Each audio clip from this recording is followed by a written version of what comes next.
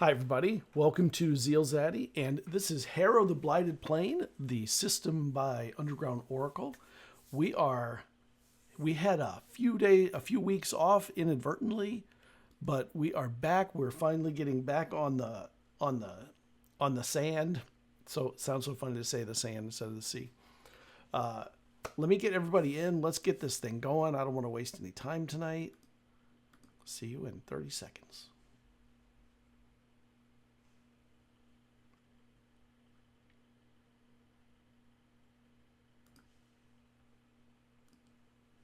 All right. I think we got everybody in. Let me make sure that everybody is audible. Can I get a voice? Hello. Audio's Hi. working. Howdy. Always feels good to have audio working. Why don't we go around and say hi, and then after we do that, maybe we'll have... Oh, you know what? Someone's in the wrong order. I have to fix that. Oh no. Now you're all in the right order. Okay. All right. Just one person off. My bad. After that, maybe our resident note taker could start us on a recap if they can remember. So why don't we start with... Actually, we'll end with you. We'll end with Z. So why don't we start with they? Hi, I'm Jake. I'm playing They. If you want to know more about what I do, I have a site where I do poetry, TTRPG stuff, and things of that nature, and you can check it out at the link Zeal sending in the, I believe, Twitch chat.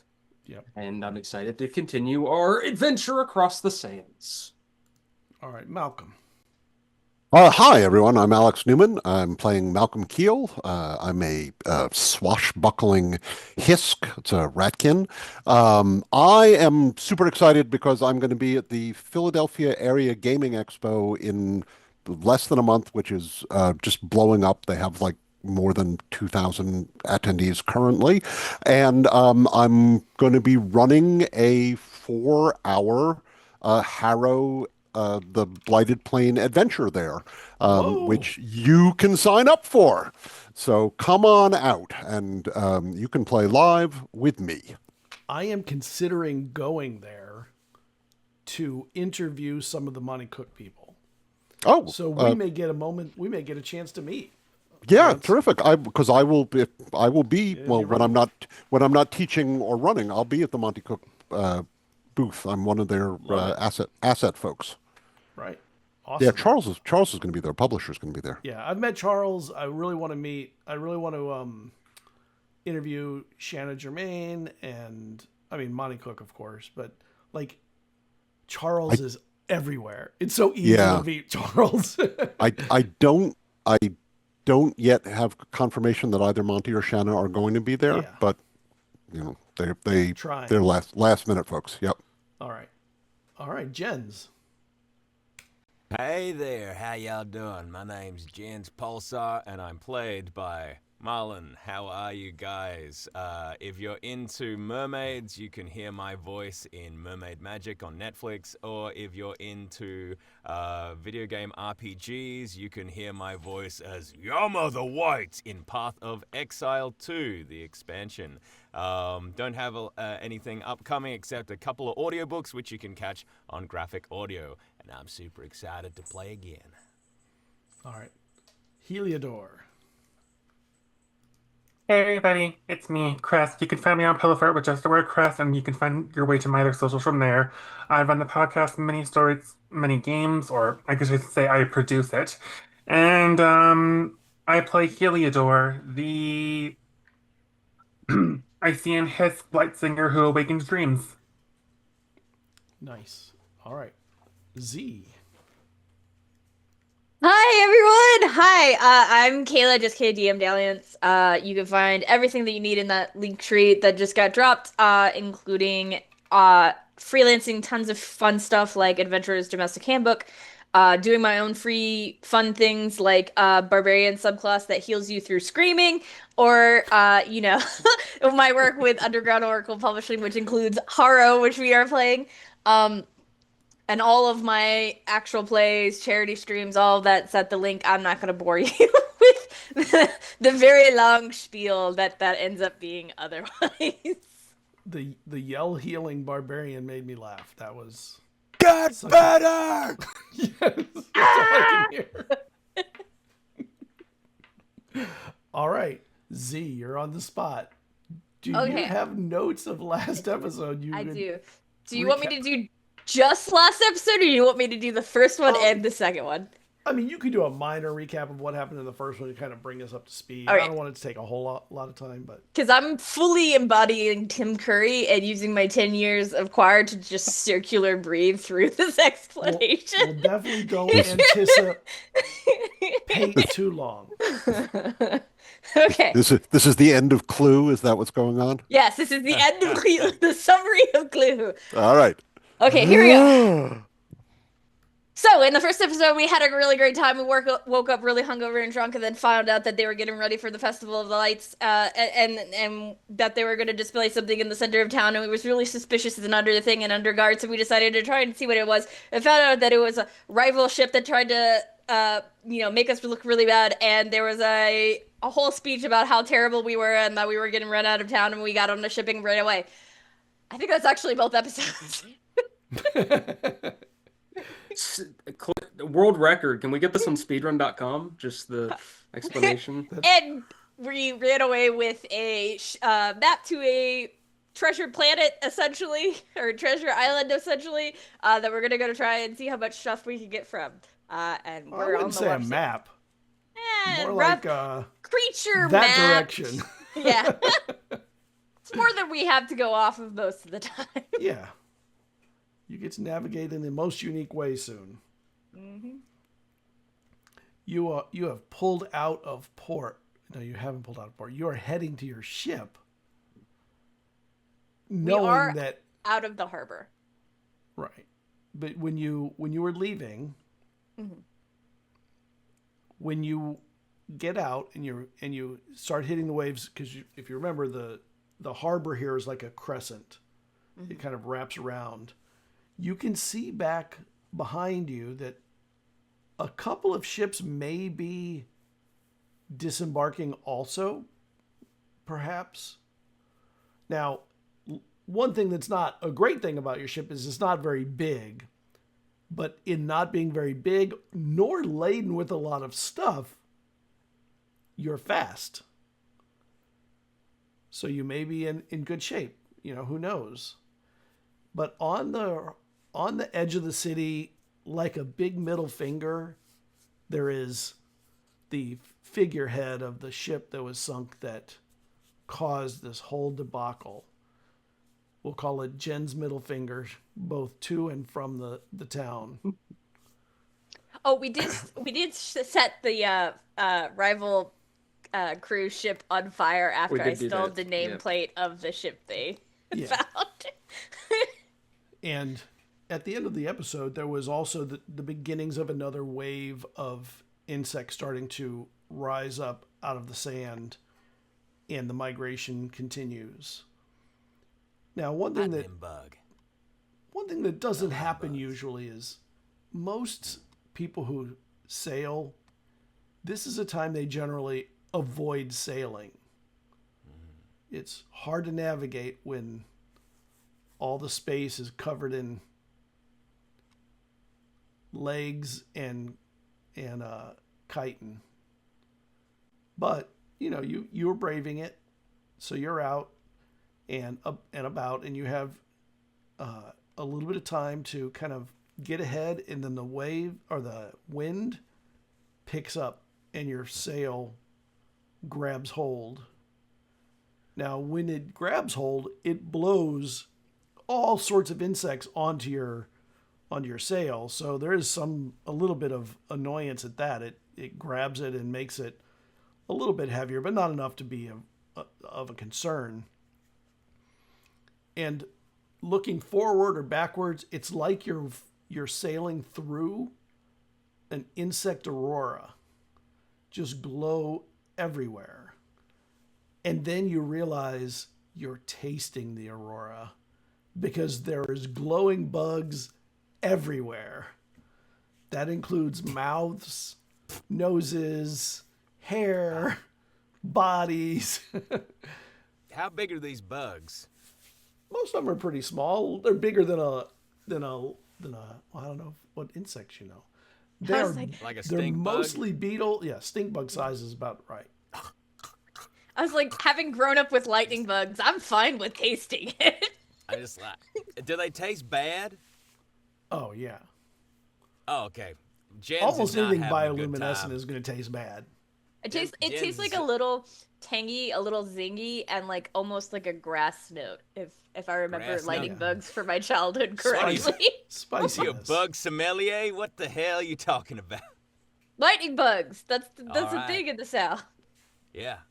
Well, Jens is not partial to the flavor, so he's gonna go ahead and cover up. And he's looking around, sort of like, cause he don't know how to sail, so he's like, anybody need help with anything? No? Okay, I'm going below decks. Bye. No, Jens, your job is to get the bugs off the deck. Really? The three of you who aren't sailing, your job is to keep the bugs from piling up on the deck. Alright. I look around for like a broom or some other kind of There's a broom over implement. there covered in bugs, but it's there. Covers in bugs. All right, I'm like, skit. All right, I pick Every it up step and I'm like, is crunchy. oh, it just I get into a hockey position and I just start punting the bugs off the side. Right. It's like, get. So the two sailors, how do you want to handle this new form of sailing and navigation from here? Or are you just riding out with the wind to get out first? I think you're muted. Yes. There we go. So we can't take a sky sighting because we just can't see the sky. So I think probably best to. I will steer us for the mouth of the harbor based on memory and the fact that it's a fairly large opening. I'd like to stick closer to the shore, both for navigation purposes and also because that way anything big that has a larger draft than we do runs into the shallows and can't chase us. And as far as speed, I think we just lay on all the cloth we can. Yeah, and I think while you're driving or Steering. steering, I'm gonna start plotting the course using probably like a compass and landmarks if we're staying relatively in sight of the coast. Be like, okay, we're gonna have to do this way, and then we go east, and then. Yeah, you'll have to wait to be able to see things though, until the wave kind of bugs calms down for a bit. But you've been up and down the coast enough, you kind of know what the major concerns are along it.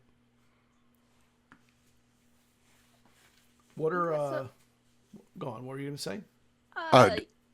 So like if we need to probably stop and get supplies before we head to the actual island, I might know a friendly place. My only concern is Jens.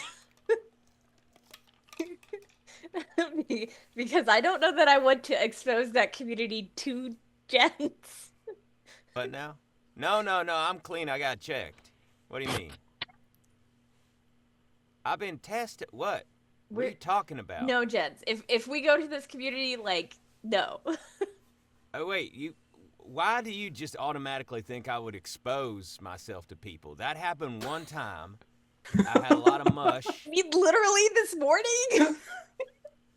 That was in the context of a consensual get-together. Now, that's different. The rest of the theater was not part of that consensual get-together. Hey, listen, I don't know how many people you talked to, but there were a lot of willing participants, okay? No, okay, but... All right, listen, regardless of that, I say we hightail it the heck out of here, and we just go follow that mappy thing. We don't have the supplies to do that, though. We need to stop to get the supplies to then go to the island. Like what? You want protein? I mean, we got bugs. We've got other Like, kinds hold of up meat. fistfuls of these bugs. We've got other kinds of meat too, Jens, but we don't want to go that way. We don't know what we're walking into the island. We don't know if we're going to need climbing gear. We don't know what's going to be on the island waiting for us. Because I'm assuming, I don't know how many of these islands y'all have been to that have just appeared in the water sands, but most of the time they ain't friendly. Or Jens stable. is still just focused on what Malcolm was saying. It's like, and he's sizing Malcolm up. It's like wondering who would eat who first if it came to that. It's like We all know Jens would get eaten first. I'm pretty stringy, guys. You don't want a piece of this. But yeah, I know some place we could head to that will trade with us to get us what we need to head to the island. But I will need Jens. I will need you to be on absolute perfect behavior. I need you to be the opposite of you. I swear by the blight. Okay, you need me to be the opposite of me? Because they will kill you. I hear that. I hear what you're saying. We're having a dialogue. Even worse, they will castrate you. So I need you to, best behavior. Even worse. Understood. Well, even worse for Jens. So for Jen specifically, fair, yeah. Somebody's laying a finger on Jens Jr., you understand? Then you need to be, my level of good, or Heliodor's level of good, because, they will. I will have to vouch for you, and they will punish you how they see fit if you break something. I'll see what I can do. All right. So pants on. Yes, Yes. always pants on. No hanky-panky whatsoever of any kind. Listen, I can get rid of the panky, but you're gonna have to give me some leeway with the hanky. No, but I can get you alcohol. You're the captain. Which you can drink once we've left. Yeah, that one. Oh, always a catch. We're not going to be there for very long, okay? Just long enough to get what we need to get out. But Jens is just meditating. He's checked out. Okay. He's checked out. What's going on? And I think I'll take. We probably have a couple of rough maps because of things we've done before. And I think Malcolm, because you have sailing experience, will notice I'm kind of charting our way towards the Great Oasis. Okay. All right. Yeah. There are all kinds of different settlements there. They're not all necessarily wildly dangerous. This depends on your perspective. Hey, I grew up in the Armada.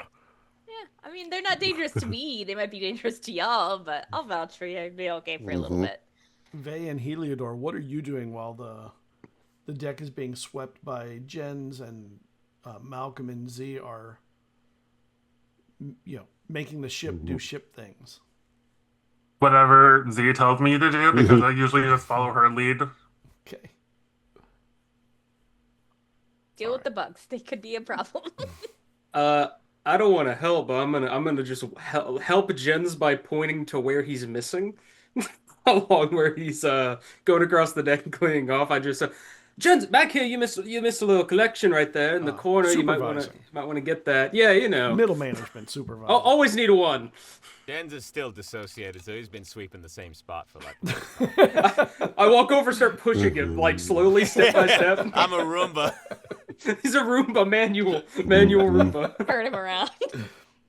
Well, you're sailing for about an hour through this just sheet of bugs, and then you feel it weaken, and within 20 or so minutes, you're back to just the sand, and whatever swarm that was is already moved up and eastward. Or up and wherever they're going. Not here. Not here. The only bugs still here, outside the ones that were injured or something during the sweeping, are the ones that are in the little cages you have for them. So we're way beyond the mouth of the harbor now. Yeah, you're beyond it. Are we being pursued? Well, there are some ships in the distance, but it looks like they may have headed the wrong direction. Hmm. At least for now. When you look back on the horizon using your telescope, your spyglass, you can see that they pulled out of the harbor, but they were slower than you, and because you followed the coast, they seem to either gone east or southeast, or maybe they have stopped. All right. And now you have it the sands are free, and you can move about. If you want to go to the Great Waste, you can head that direction. That's north. And it's not that far. Yeah, that seems. I'm trusting you on this, Z. Yeah, as I will vouch for you all. We will be able to try what we need to continue on. But like I said, everyone be on a level of good behavior that matches Heliodor. Can you be more specific as to what sort of taboos we might encounter? Anything would be helpful. Yeah. So they're not very friendly to strangers. That's why I'm gonna have to vouch for you all. But they do I kind can of sympathize. act as caretakers for the West Haven sometimes, so they have a lot of trade stuff we can use to get out of there. But I haven't really been home in a while. Right. We've got stuff in the bunk for trade. Yeah, that's probably good. I haven't been home for a while. I have what I was gonna take to them or send to them because there's always people going to Waste Haven anyways for gathering from the Great Oasis. So like it should be good. Just, follow my lead. Don't break anything, don't insult anyone, don't try to hook up with anyone because again, really very cautious on strangers. This is a chrysalis settlement. So like That was my next question. yeah, like they're a little standoffish because, when chrysalis were made from the whole Kaboomy thing, not everyone was super great to us. And so, we have our own communities and stuff set up. Mhm. They're a Some little of us stiff. are very anti out there. Oh, okay. So, like, isolationist, xenophobic. Yeah, I mean the one we're going to in particular isn't super like that because they are a caregiver of the West Haven, so they probably have the most interaction with outsiders that the Chrysalis settlements do. But they still have some very strict like codes that again, if you break, I cannot help you. How they feel about Kelfs? They're like I said, they're good as long as we have stuff to trade for them. I can vouch for you all and be like, we are just here to trade, and we can get a trade and get out. But again, don't steal anything, don't insult anyone, don't start any fights, don't try to hook up with anyone. Alright. Very even keel, guys. Very even keel. Jens pulls out his mental to-do list and then just puts "don't" in front of everything. Yeah, very good. So we'll let you and Heliodor take the lead. Yeah. Okay. You have about 2 days of sailing to get there, and it seems there's a good wind that's rolling through pretty much all the time at this point. And you're also, because you're near the coast, you're getting wind that's both running over and coming off of the coast. So there's always crosswinds and stuff to deal with. But it also means you almost always have winds. It's very rarely, flat sands. As you're going, the night comes and you get like the aurora is just roaring high and hard at the moment. Heliodor, you feel the sort of the connection with what you think the aurora is. Not most people don't know what it is, and not even sure you do, but in your past, your people believed they knew that it was, of course, created by those who respected and admired your people and used it as a symbol. Question. By my people, are you talking about the Hisk or are you talking about the Icians? The Icians. Okay. And while you're out here, some people are bothered by, for instance, it starts to cool off in the evening. It gets a little bit chilly, even though you're pretty far north. You're not up into the parts of north where it might be something worse. But it's pretty cold, but not for you. You've got your fur covering, and it's a pretty comfortable evening. And you are sitting on the deck, and you feel sort of a wave of the sand kind of splash up onto your legs.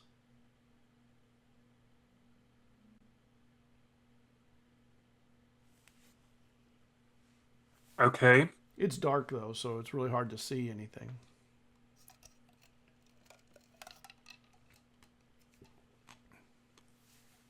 Have we set an anchor, or are we still moving? I'm assuming you're still moving. Okay, Yeah. we're in slower. shifts. Yeah, Malcolm and I probably Shift off. shifts. Yeah.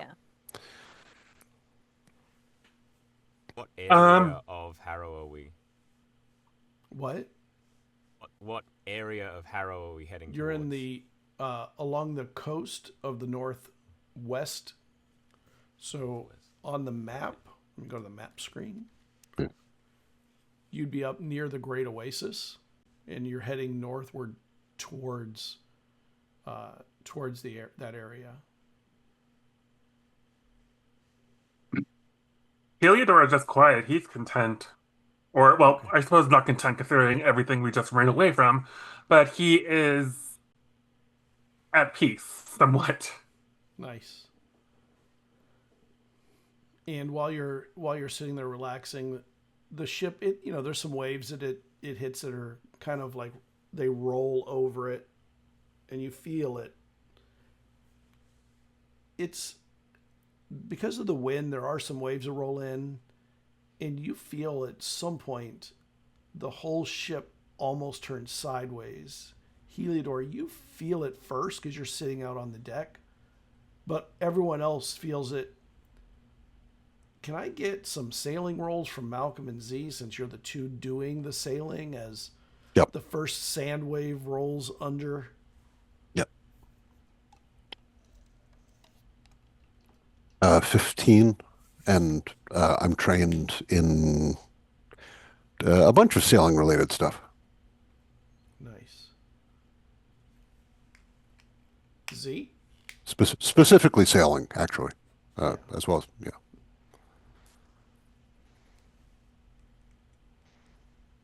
I got 16, and I am also trained in sailing stuff.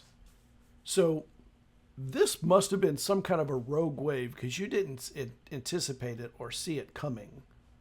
It just sort of rolled under the ship. Can I get a perception check from the two of you? Yeah. Actually, Heliodor, you're out there too. I'll give you one, but yours will be hindered. Okay. You don't really know what you're looking at her for. So I am trained in survival, searching, and listening. I don't know if any of those helps. Absolutely, one of those does. Yeah, same. Okay. Yep. Okay. You've been easing. 12. 13. And you don't see anything there, but you realize the wave doesn't seem to continue really far from the ship, which means it's not really a wave necessarily. It might have been something that moved under the ship that caused that wake. Mm-hmm. Mm-hmm. But you don't see anything. Good. Heliodor, can you come here? All I want you to do is hold the ship's wheel steady, and we'll keep moving, and I'm going to go man the weaponry. Heliodor, nonplussed about this because he rolled a 2 on his d20, wanders his way up to While Malcolm. the ship is settling. Yep. And we'll just take the wheel. And Yeah. Zai will climb up to get a better view of things. Careful going up there if it comes under us again and we sway. I know, but I am trained in climbing, balancing, and jumping. So I figured if Right. anyone's gonna go look at, Yeah. it's Good. me. Yep. Vay and Jens, you were down below and you felt the ship lurch sideways and your hammock kind of rolled and slammed you into a wall and then back. And you realized the wall it slammed you into was actually the ceiling because it turned almost completely sideways and then it rolled back underneath. And you felt the ship just steady. contorting himself and moving like those videos of, fisher folk you see on those sea trawlers, like the ones where it's like Yes. grabbing onto it. Do I Some need to make a barrels roll? roll, and you're like jumping across the rolling barrels, which would actually be a cool Thought scene these in an anime. guys said that they were pilots. Oh. Pirates, not pilots. Pirates. Almost Can't the hear same me, thing. Malcolm. I'm downstairs. I'm downstairs. I'm below decks. Jen says to himself. And as you man the weapons, you feel the sea sort of calms again, and the wind is still there, and you're still able to move. And you just continue until the morning, and then in the morning you see it through your eyeglass. There is a ship that's following. It's far back, but it is definitely one of the ships. You recognize the sail structure because that's one thing that you do as sailors. You can memorize a ship shape And flags, on the horizon. Yeah. It's probably too far to see the flags, although maybe you might be able to see something, but just the forms of the ships. Like everyone would know the shape of your ship if they're sailors in the area too. Sure. What general class of ship are we talking about? They seem to be a pretty small ship too. Maybe the Okay. same class, but with All right. a bigger sail All right. and Yeah. a square rigged sail rather than a triangular sail like the ones you have.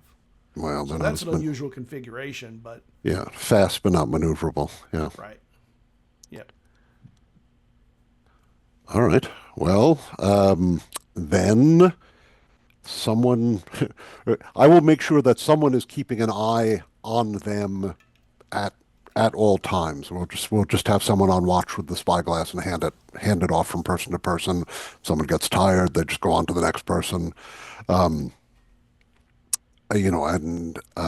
Z and I will continue trading off steering duties. Yeah. And you still have about another day before you arrive. Yeah. So you're about halfway there. I'm just gonna make sure everything we got from the crazy old lady is in our smuggler's hold. Okay. For no reason in particular. Yeah. So that would be food, that would be ale, That'd the be the bugs. The bugs in particular, like anything that's suspicious that we got from the old lady, so like the bugs Yeah. and the kit tech, that's in the smuggler's hold. I have the I kit thought- tech. I thought he. Well, I know, had but that. you don't want that on you if that ship catches up to us. Then if Z tells me that, I will pass it over to her, but if she doesn't, then it's going to remain in my backpack. So, Z, do you tell me? I'm just gonna tell you, keep it hidden. If you want to hide it in the smuggler's hold with the bugs, just don't because we are being followed. And if somebody Is wants to anyone take gonna it, they're let the gonna take people it. below decks know anything about being followed? No. Okay, No, cool. Well, That's I how just- we end up with this ship sinking into the water sands. I'm just gonna I'll get to do what I do best. Be I think real cool. if you come up for like your shift on deck as you do, we let No. you know because we're keeping because eyes we on it. because we need everybody here. So yeah, this is not a surprise, Jens. Yeah. Okay.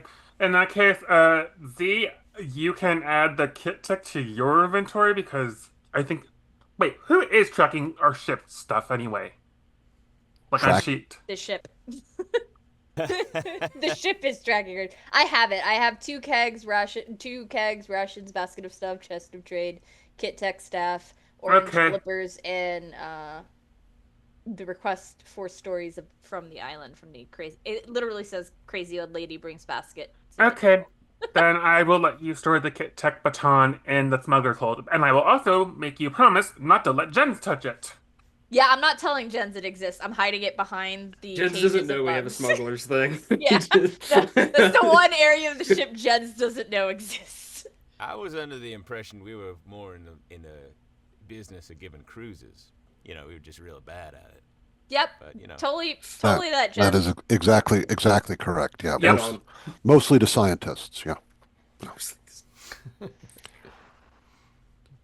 And you continue traveling northward along the coast, and the ship in the distance is definitely moving a little closer. You can feel the pressure of it gaining a little bit on you, and sometime in the middle of the day, you feel again something roll under the ship. And just as it does, the ship, it hits that wave hard. And just as it does, you see a pair of fins kind of roll past you and sort of away from you, maybe in the same direction as the other ship, maybe. Give me a sense of scale. I mean, obviously they're noticeable, but are they fins like the size of our ship, or half the size? Whatever it is, the size of it is surely bigger than the ship. So like a Leviathan. So, yeah, you have a small ship. It's not like it's Yeah. a giant ship. But, Yeah. your Not ship even is probably as big as, in just flat size, Yeah. like a little bigger than, say, an orca, Right. just Yeah. to get Sure. a scale to it. So whatever it was, it would be the equivalent of a bigger whale than an orca. Gotcha. And as it's moving, you see ahead of it a whole bunch of some kind of sand animals leaping from the sands, and they throw wings out and start flying away, not flying as much as gliding, similar to like flying fish. Flying Just fish, sure. just landing away and out. And whatever it is, it seems to be hunting that more than it's hunting you. For the I'm moment. gonna hide Jens's fishing pole from him. I feel kind of insulted about that. I'm still down. I'm still in the hold. Well, you can come up and wait. out I mean, of the it's hole been if you it's been want. a day, and All right, wait, I've wandered up out. I was like, and we are going to put you to Fine, we'll work. go. okay. Well, that's probably why you're I staying in guess the I'm hole. still sweeping. I'm still Oh, sweeping. sure, Well, understood. when I see the What? the creature coming through, would I be? Does it count as a beast for the purposes of my abilities? Oh yeah, it would definitely be a beast. Okay, is it within 30 feet? No, it was at one point, maybe for a moment, Yeah. but not. All right, no. cool. But it doesn't look like it. Does it look like it's a clear and present danger to our ship, or is it just doing its own thing? It doesn't seem to be attacking your ship. Okay. It's It may be a hunting danger because it's totally unaware of us, and it is big.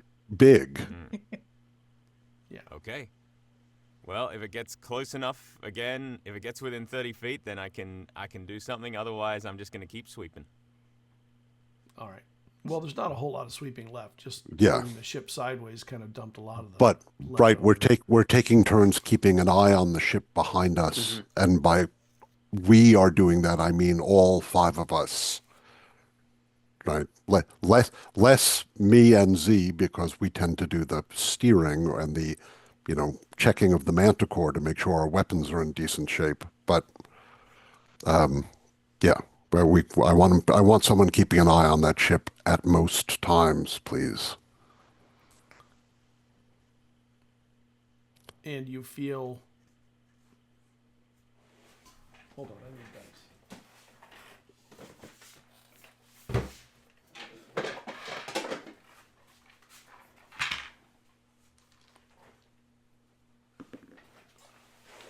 never a good sign when the GM's like, I need dice.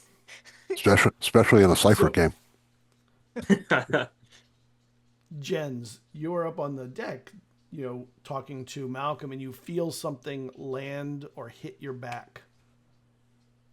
And it feels bigger than the little blippers or something, like it has some weight holding onto your clothes. I look around. What is it? What am I looking at? Well, you can't see it. It seems to be on your Did, back. did I see something hit him? He's standing and Well, talking to me. When you didn't see anything hit him, but when he Oh, yeah. starts turning to look, you see on the back of him there's a much larger insect than what you had seen, what blippers are. And you see Like, some was it- more rising up out of the sand, and one of them starts flying towards you and towards, Malcolm, is there something on my back? Yep, there is. What? What is it? It's not a spider, is it? Tell me it's not a spider. Okay, I'll tell you that. Well, what is it, Malcolm? It's more like it's some kind of bug, but it's not a spider. it's Is it sort big? of more like a grasshopper with 8 legs in a circular pattern and kind of a darty top. Wait, Like hold a on a pointy second. top. So sort of like a spider. Sort of like a spot that you're not putting me at ease, Malcolm. With the grasshopper I'm legs, feeling but like very 8 of them unchill and- right now. Yeah. and wings. I will grab it and pull it off of Jens. When you grab it, it's a pretty spindly and pokey kind of bug.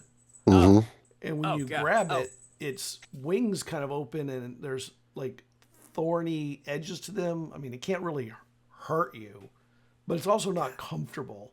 Yeah, no, I And mean, its I don't legs want to. kick and stuff, and it's just ooh. Oh, guys, it's scrabbling, Malcolm. It's scrabbling. Yeah, I've got it. I will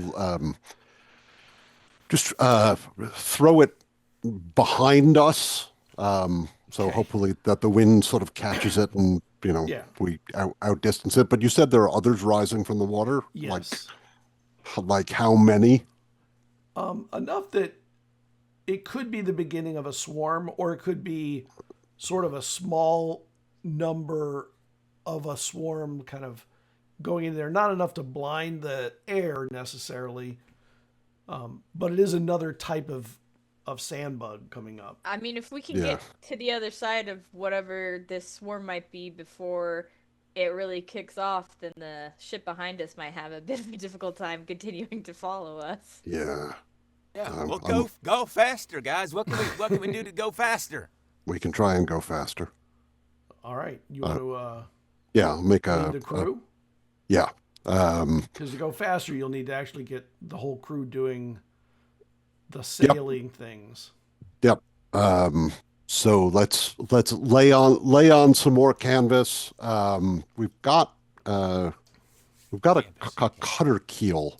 I think what I'd like to do is, if the swarm is coming in sort of in one direction, I'd like to turn sharply, so that instead of being in their path, we cut across their path and out of their way.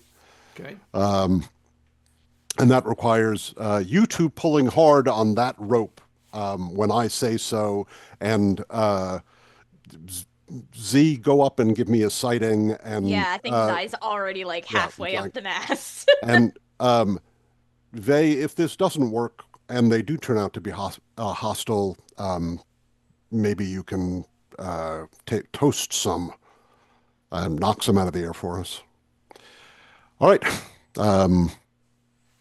You want All right, a sailing roll? You want I to? do. I want a sailing roll, and I'm going to give you an easing for your roll because you have crew. Yeah. And then I also want, from the 3 crew that are untrained, I want a sailing roll that is hindered. Okay. Let's So the rock most and important roll. one is Malcolm's and Z's. Yeah. Yeah. Yeah, Jens is doing whatever the heck Malcolm says because he does not like the bugs. 18. Ooh. Super. Heliodor understood the mission. 2. Perfect. Jens did not. Jens understood the mission in the way that he understands a lot of things that he's told. Jens is Not at all. pulling in the Just direction. pull the rope. Just pull the, not that rope. Just put, not that rope. The other rope. Jens's rope is not connected to anything. It's like, I'm pulling. I'm pulling. It's connected I to think anchor or something. Zai is in her element up top like she was in the catwalk because I rolled a 19. Well, Okay, nice. you get an effect. Yep. Zai. Oh yeah, minor effect, minor effect. I'm at the sails, so helping us with either our maneuverability or speed, whichever one I see we Great. need more help with. 14 from me. Okay, that'll succeed. Vay, what'd you get? Am I rolling? I was told Yes. to There- blast there's- them. Yeah, Vay was you're- on Yeah. I'm on blasting duty. blasting duty. Okay. You're just swinging at things in the air. Great. If that turns out to be necessary. If I have to, I will. Yes. And a few minutes later, it turns out to be necessary as the swarm rises, and you see the sand just become covered in blisters of these bugs that start coming up and start flying across. Oh crap!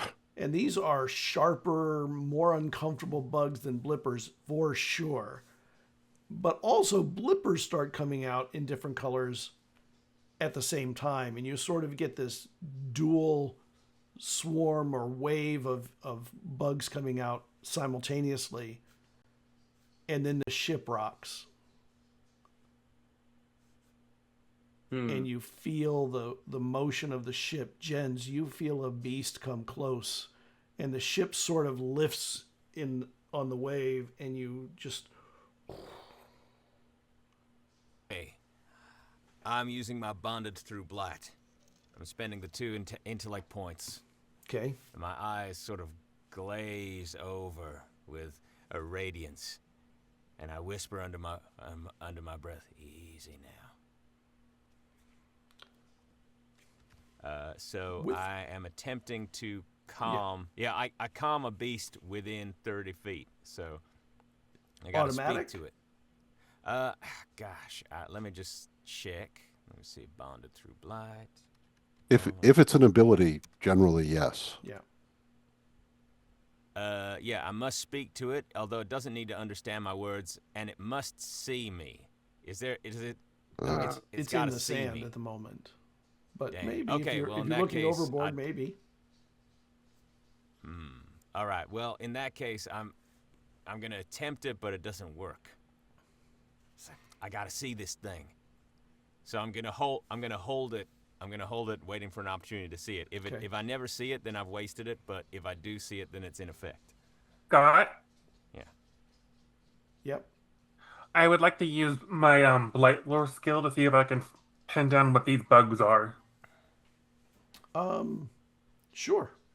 So make me a roll on your blight lore. That's a 12 with trained blight lore. Okay. So these are a bug called darts, and they have kind of a pointy dart-like head. And when they fly, when they're swarming, it often feels like you're being stabbed by needly darts as they're flying weapon forward. And they tend to eat blippers, or that's what they generally eat. So when blippers are in mass, they also have their migrations, and they seem to feed on the wind. But they're bigger, a little more, and they're more aggressive, and, a stiffer, more annoying and potentially painful insect type or bug type. I don't want to call them And- insects because it's not really right. Why would they be hostile to us now? Because our orange blippers are hidden away. No, but there are blippers coming out of the sand at the same time. Yes, but you said they were being hostile towards us. Why? You're in the middle of a swarming area. That's all. They're not really Oh. being hostile to you. You're just there. Wrong place, wrong time. Okay. It's like when the cicadas come out and they overlap in years, and you get the Yeah. 1 and the 3 and the 7 and the 21 all at the same time, and you're just boop, boop, boop, boop, boop, boop, boop. Yes. Okay. And they're, Um, and they're spiky. All right. I call out to Malcolm and I say, "Those are darts. They're here to feast on the blippers. We just need to get out of range." What feasts on the darts, Heliodor? Because that's what's messing with my ship. Got? Do I need to roll blight lore again, or No. would I not know? darts and blippers are often fed by really large, like, I don't think you would know the term filter feeders, but just massive filter feeder type creatures that just swallow them like, whales eating krill, and they're massive and they follow. And during the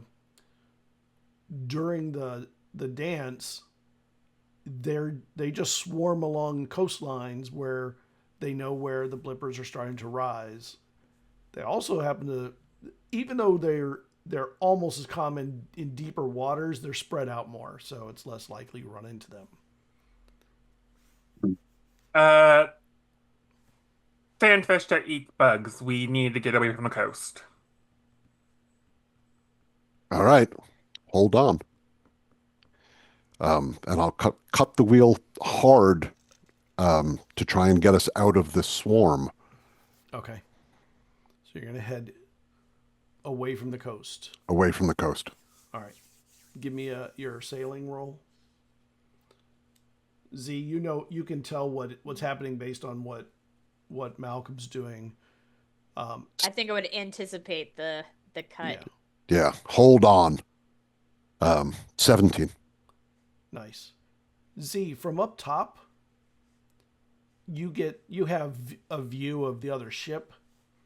With you heading out to sea more, out to sand more, you have a feeling they're going to make some time on you because they're further out than you are. They're not hugging the coast as much. Mm. So they may actually close some distance in the time that'll take you to get to some deeper water. Just so you know that. You're the only one high enough to kind of have that vantage point at the moment. And do I have enough vantage point to see the moment we make it out of the swarm? You can kind of see the edge of it out there. I think as soon as we break through that edge, then I'm going to call out to course correct so we're not continuing further out into the depths, to try and shorten as much distance as they can get on us as possible. Okay. And you're heading out. Malcolm, can I get a sailing roll from you as something hits the ship and sort of knocks it partially sideways as you're moving? You don't feel like a damage hit. It's not like it's hitting the thing. It's just its body will roll against it. Not like it's hitting into it, just sort of rolling in the same direction. A 6. Okay. So you're controlling the ship, and suddenly it's not lurching forward anymore. It's like drifting in a ship, which is not what you want to do. Be doing, yeah. With your ship suddenly being pushed sideways for a bit. Can I get speed rolls from everyone on the deck or up on the it's not a crow's nest. What's it called again, Z? It's a crow's nest? I mean, because we know crows. That's so weird. It shouldn't be crows. Right, yeah. Else. Right. It's a blip nest. Look, we haven't expanded into too many flying creatures yet. Yeah. Pending crow equivalent. Yeah. 18. Nice. You hold on. You feel it. And just as I got 15. 15. I do have a 14, and I am proficient in climbing and balancing. Okay. Oh, yeah, you're good. I have a 9. Okay. Jens?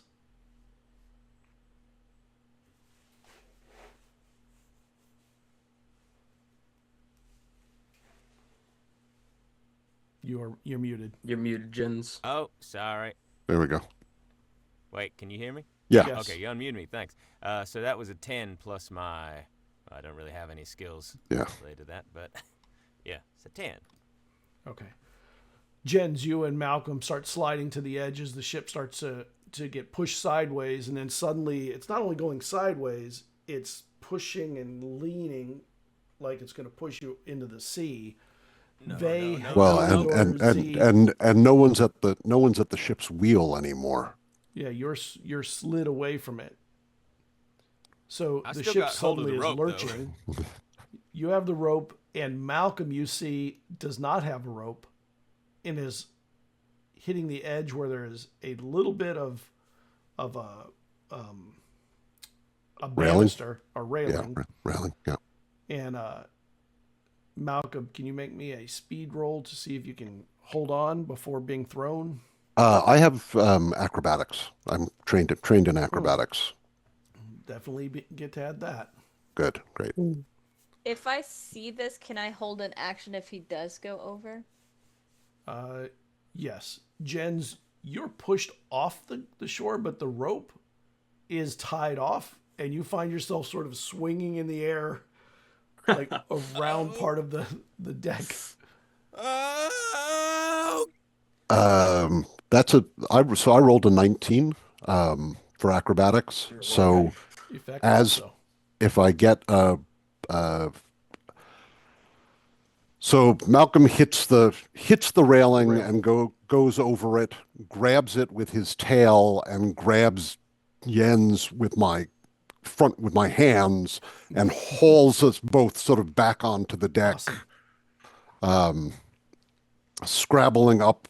Both of us now have a hold of Jen's rope slightly further up, so we Awesome. don't have as much slack in case. Yeah. And Jens, when you slide forward across the deck, your face ends up at the end of the railing looking over at some huge beast with eyes, one eye that you can see staring at you as it rolls back. I look straight into that beast's eyes, and I say to it, "Hey, easy now. Listen, you may not be able to see us, but you can see me.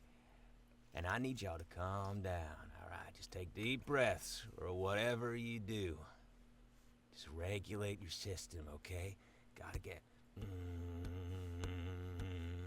I start doing the Matthew McConaughey Wolf of Wall Street chest panic. I'm like holding on, is like...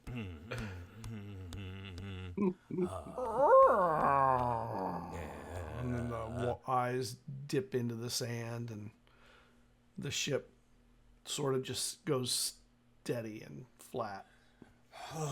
But with wind. My eyes, like, gradually the blight light fades from my eyes. I'm like, oh. Do you do that? I guess I did. Hey, thanks for saving me back there, Mal. Appreciate it. Well, if I had realized how useful you were, I wouldn't have let you go over the side in the first place. I mean, you're welcome. That's what I meant. You're welcome. Yeah, I knew you liked me, you stinky old rat. Yeah. Okay. I'm just catching my breath. Where's right? Where's the other ship? I know exactly where the other ship is. The other ship is... It's south of you and southeast of you. Gaining on us? They gained a little bit at the very least. Make me a perception roll, Z. Oh, yep.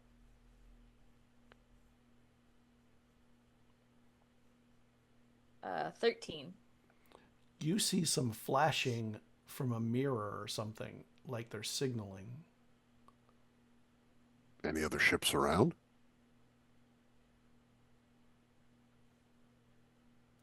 Does it look like they're signaling us or signaling something else? You don't know. Can we read because we're sailors, can we read the, like, is it coded, or is it just open sailing? You don't know what they're saying. There is some kind of a pattern. Mm-hmm. And when you look around, you see that there is another ship northeast of you. I'm gonna call it out. Hey, back ship caught up to us a little bit. They're mirror signaling a ship ahead. So they're pincering us. Seems to be what's attempting to be done. Honestly, I just think we go right at the one trying to come in the front of us, shoot him, and go past him. But, well, the Manticore doesn't let us go past them. The Manticore lets us bind them and board them. I mean, it lets us punch a hole and then we can cut. cut the line loose, then we lose the use of the manticore until we get it repaired. Okay. Let's just have Jens do what he did to that other ship. You know? So if we hit the sail with the manticore, not the mast, just the sail, and punch a hole in it, we can retrieve the manticore because we can get back. I can try. Yeah. And then we got blighters. Y'all can do your thing, and the one in front of us, you can totally sink. That's allowed. All right. As the ship that is south of you has gotten a little bit closer, you realize that the silhouette you were seeing was a little off. You actually think it's a twofold, not a sandslinger like yours. Okay. Which would probably explain a little bit the heavier mast, because it's really the equivalent of two of your ships attached. Yep. I think we can outrun them. Assuming that what can we get a feel for the ship that we're headed towards? Z, can you give me a sailing roll to see if you can make a recognition? Yeah. That is going to be a 14. Okay. I love this new dragon dice. Because it keeps rolling decently for you? Yeah. I mean, every dice that rolls decently for you is a favorite dice. Sure. Weirdly, you think it's a thrice fire? No. That's not good. We got a thrice fire incoming. What's a thrice fire? What? Thrice fire is basically a floating weapon. Oh, that's bad. Yeah. They're not strong, but they're dangerous. Not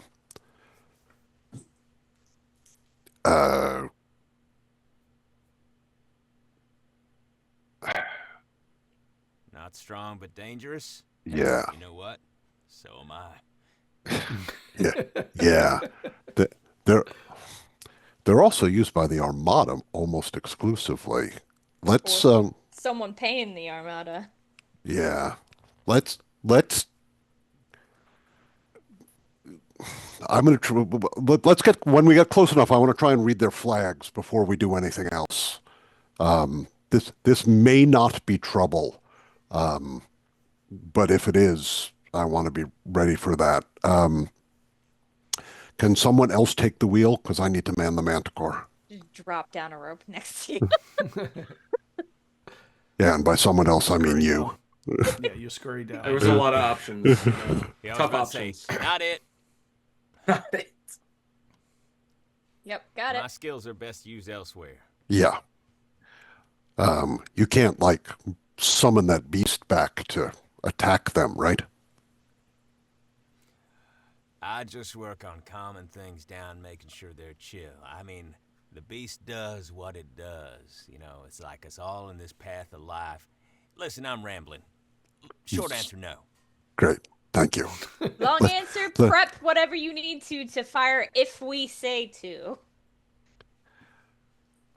And I will man the seat at the manticore, but also have the spyglass, because I want to try and read the flags on this ship as soon as we can to figure out what the hell's going on.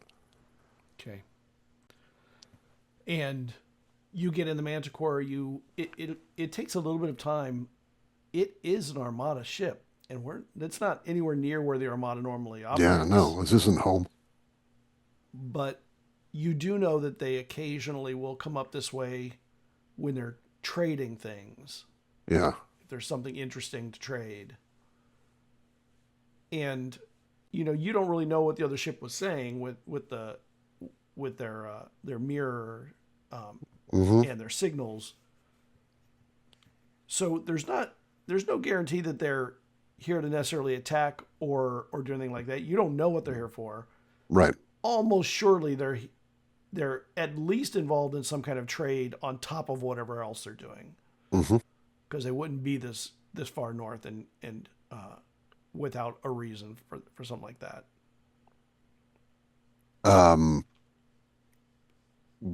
If we get close as we get close enough to them, right? I mean, to communicate between ships, right? We use semaphore, right? We use Yeah.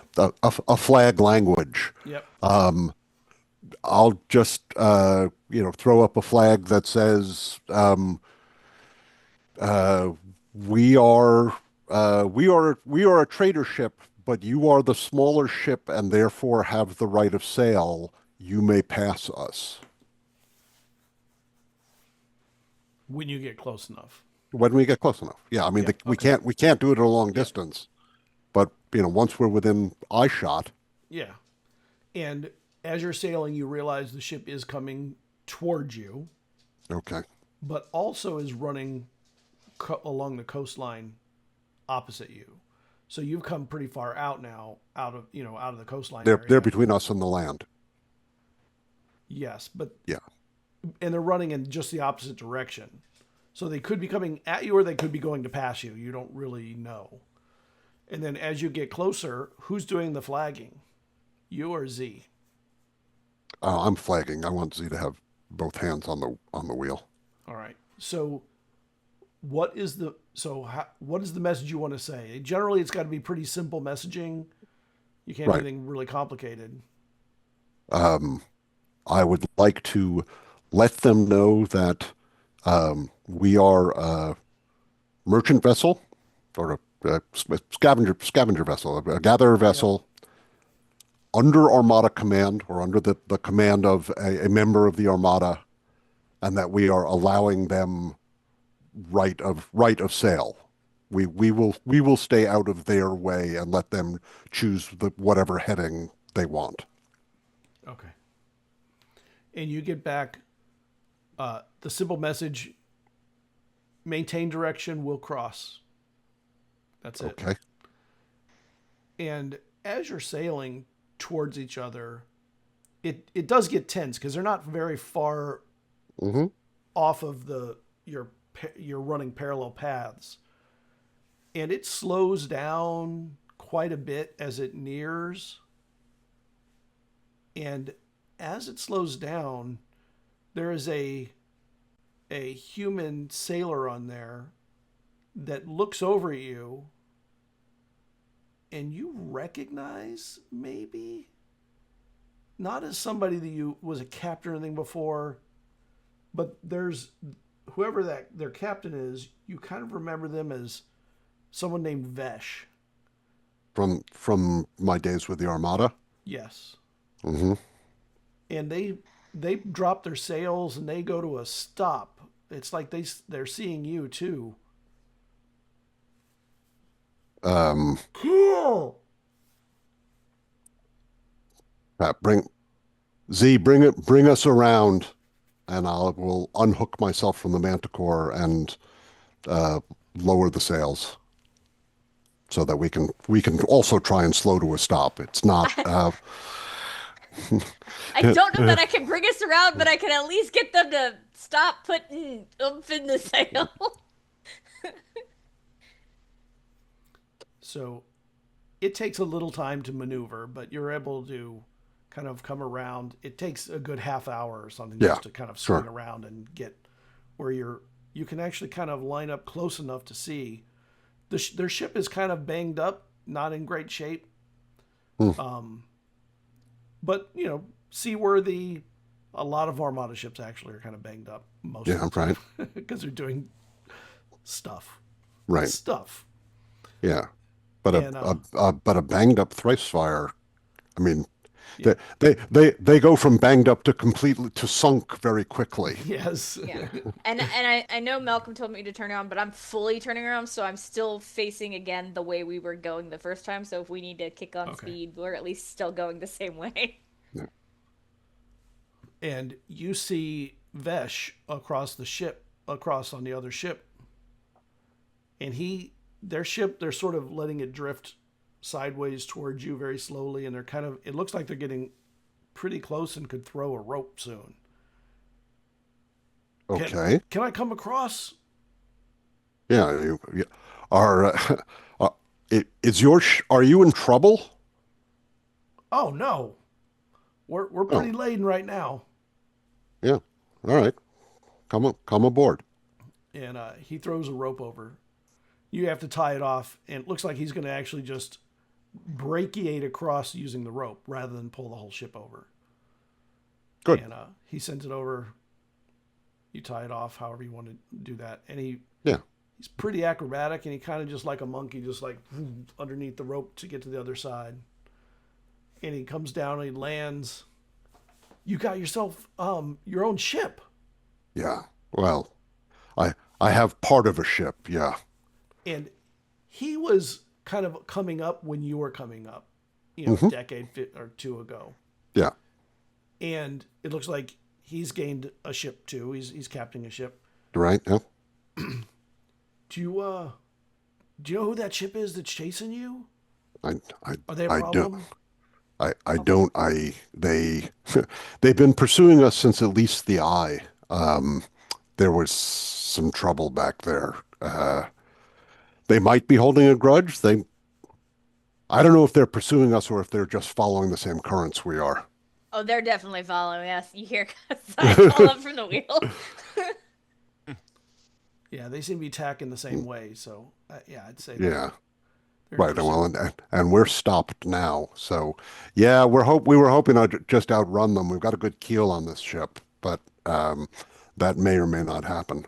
Have you had trouble with the sea beasts that are all over the place here? I'm running- Everything's in a feeding frenzy, right? The blippers are running, so the bugs are running, so that anything big that feeds on them is running. Yeah, we were rocked a couple of times. Oh yeah, we were hit. We weren't rocked. We got hit by one that breached, and we're lucky we're still here. That thing it left the water completely. They're like bigger than our ships, than your ship or my ship. They are big. Yeah. I didn't realize how big they were. crazy. We don't see them down there. So who's your crew here? I'm Vesh, by the way.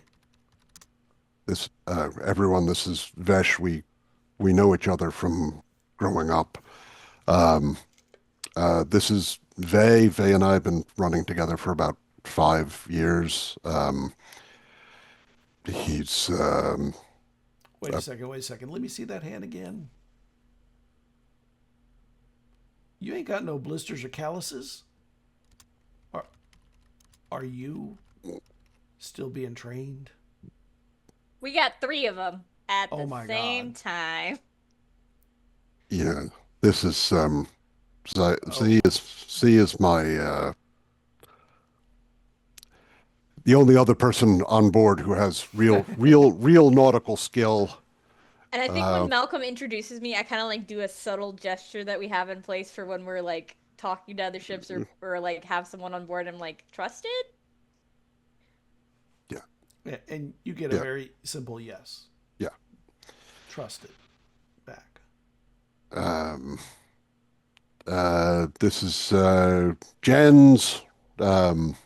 Jens, Ahoy there, Vesh. the one who stole the figurehead? The very one. The very one. What's that? Or sunk the ship. They put the figurehead down there. There's my no God. evidence that it's the ship. I mean, did I sink it? You know, what is the causal relationship? Jens, that is enough. Classic. That's And- amazing. Oh, you like my stuff? Okay, yeah, I did it. And Troublemaking's half the battle out here. You know, you gotta do some crazy stuff to get a reputation, don't you? Vesh, I like you. Malcolm, why didn't you tell me that you were the boring one? Heliodor there are a lot of things you don't know about me, Jens. And this Heliodor is pivots and goes down. sorry, Crest. Uh-oh, your you broke up a your signal's breaking up. Say again. Below decks. Oh, All right. Hello? Yep, you're back. we hear you. Oh dear. You were lagging. You're good. You lagged for a moment. When you said that, Heliodor pivoted and he went below decks to get away from the mania that's about to ensue. And that's Heliodor. He's a scholar. Yeah, everybody's got to have one book. Yeah. Nerd. But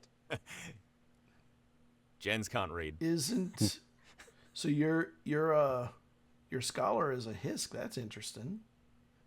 You got something against Hisk? No, I think that's exciting. Yeah. There are many out here that have I'd say earned a ride up that high. Yeah. Yeah, he can Outside themselves, you know. read, write, history, mathematics, Love all it. that stuff. Yeah. It's All that good stuff. yeah.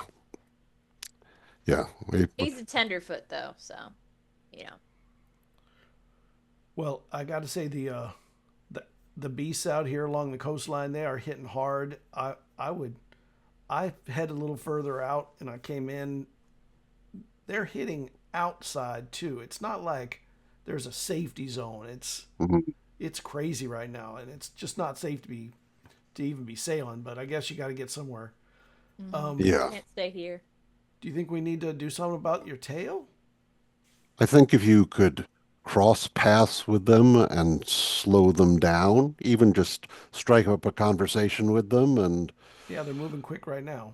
yeah, just I cut. mean, if you accidentally take out some sails, I'm not gonna be mad. I'm not starting a war with you. Sorry about that. Yeah, But that's not what but we I were can get in the asking. way. Yeah, you just want to slow them down, have a conversation. Maybe there's maybe your ship could use some help, and it would be they couldn't possibly leave you foundering out there. What's the trade like in this area? Because Oh, the eye is just finishing up the festival right now. It's good. okay, It's There's good. a lot of alcohol flowing in the eye right now too. Yeah, for sure. But also all kinds of vendors came in, small crafters, vendors. It's good. It's good. Out east there was a gyre the other day, Mhm. not a big one, and some stuff floated up. I was able to load up pretty good, just so you know. And he gives you some a location. Mhm. So there may be some more stuff floating. I would love for you to get it, not that ship behind me, but there was nobody else there. It may not even be there. It'd be you'd be Right. lucky to find it, but who Find knows? it. Right, but you don't. I know you don't have a lot of room for cargo in that thing. No, I came Yeah. up here for speed. I had to drop people Yeah. off. Yeah. And you know, I'm made for fetching things out of the water sand. Yeah. Nice. Um. And you have a bigger cargo than I do, cargo hold than my ship. Yeah. Yeah, we do. Yeah. Yeah, we do. All right. Well, if we stand here drawing too much longer, Yeah, they're going I'm to gonna get out they're going to there. catch up with us. I'm gonna All go right. say hi. Say hi. Yeah. See who Safe it is. safe seas. All right. Let's go. And he scrambles across, gets on the ship. The rope is pulled back, and they immediately raise sail, and start heading across. All right. Jens, I'm going to raise the sails. Watch how I do this, please. I think Zai's just gonna give this signal whistle for full ahead Yeah. Jens to like try and start training Jens for this is the sound. Okay. This Jens is does what you not do. yet respect Zai because Zai has not saved his life yet in a way That's a good that point. he can Yeah. directly engage with. However, due to his goldfish brain, he does respect Malcolm. So he's watching him like a hawk. Today. All right. You have my Scott? respect today. Yeah. Scott, Yes. we are at the hour-and-a-half mark. Can we please take a break? Oh yeah. Perfect timing, actually. Yes. Let's do it. Coffee time. We'll be right All back. right. See you in a few minutes. Bye. And we're back. Okay. So you continue on. You get your sails up and start moving north again. You can see the two ships seem to come together in the distance, and like it held you up for a bit, it seems to be holding them up for a bit also. And then you start getting to a place where the coastline becomes more jagged and starts reaching out. This is an area called the Witch's Fingers. And generally, if you're along the coast here, you better have a very small, very maneuverable kind of ship, or you will be joining the other ships that have found their way to the fingers and disappeared into the deep waters that are actually right along the coast, the coastal edge along it. And as you're going out, you feel again the movement of the ocean, not the ocean, of the sand sea underneath you, as whatever these creatures are still feasting. And you get to the point where you feel you're about to get to the turn that will bring you to the port, and you feel the ship lift out of the water. And can I get some sailing rolls, please? Sure. 14. Where is everybody at this point? Below deck still, unless someone came and got me. Okay. So when Yeah. this happens, Heliodor, you're below deck and you see sand start pouring into a crack between some of the boards.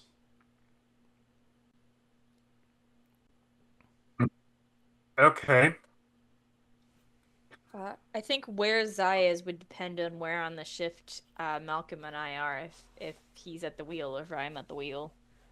You're a couple of hours later, so actually more like 6 hours later to get to the point where you have to maneuver around to get ready for entering port.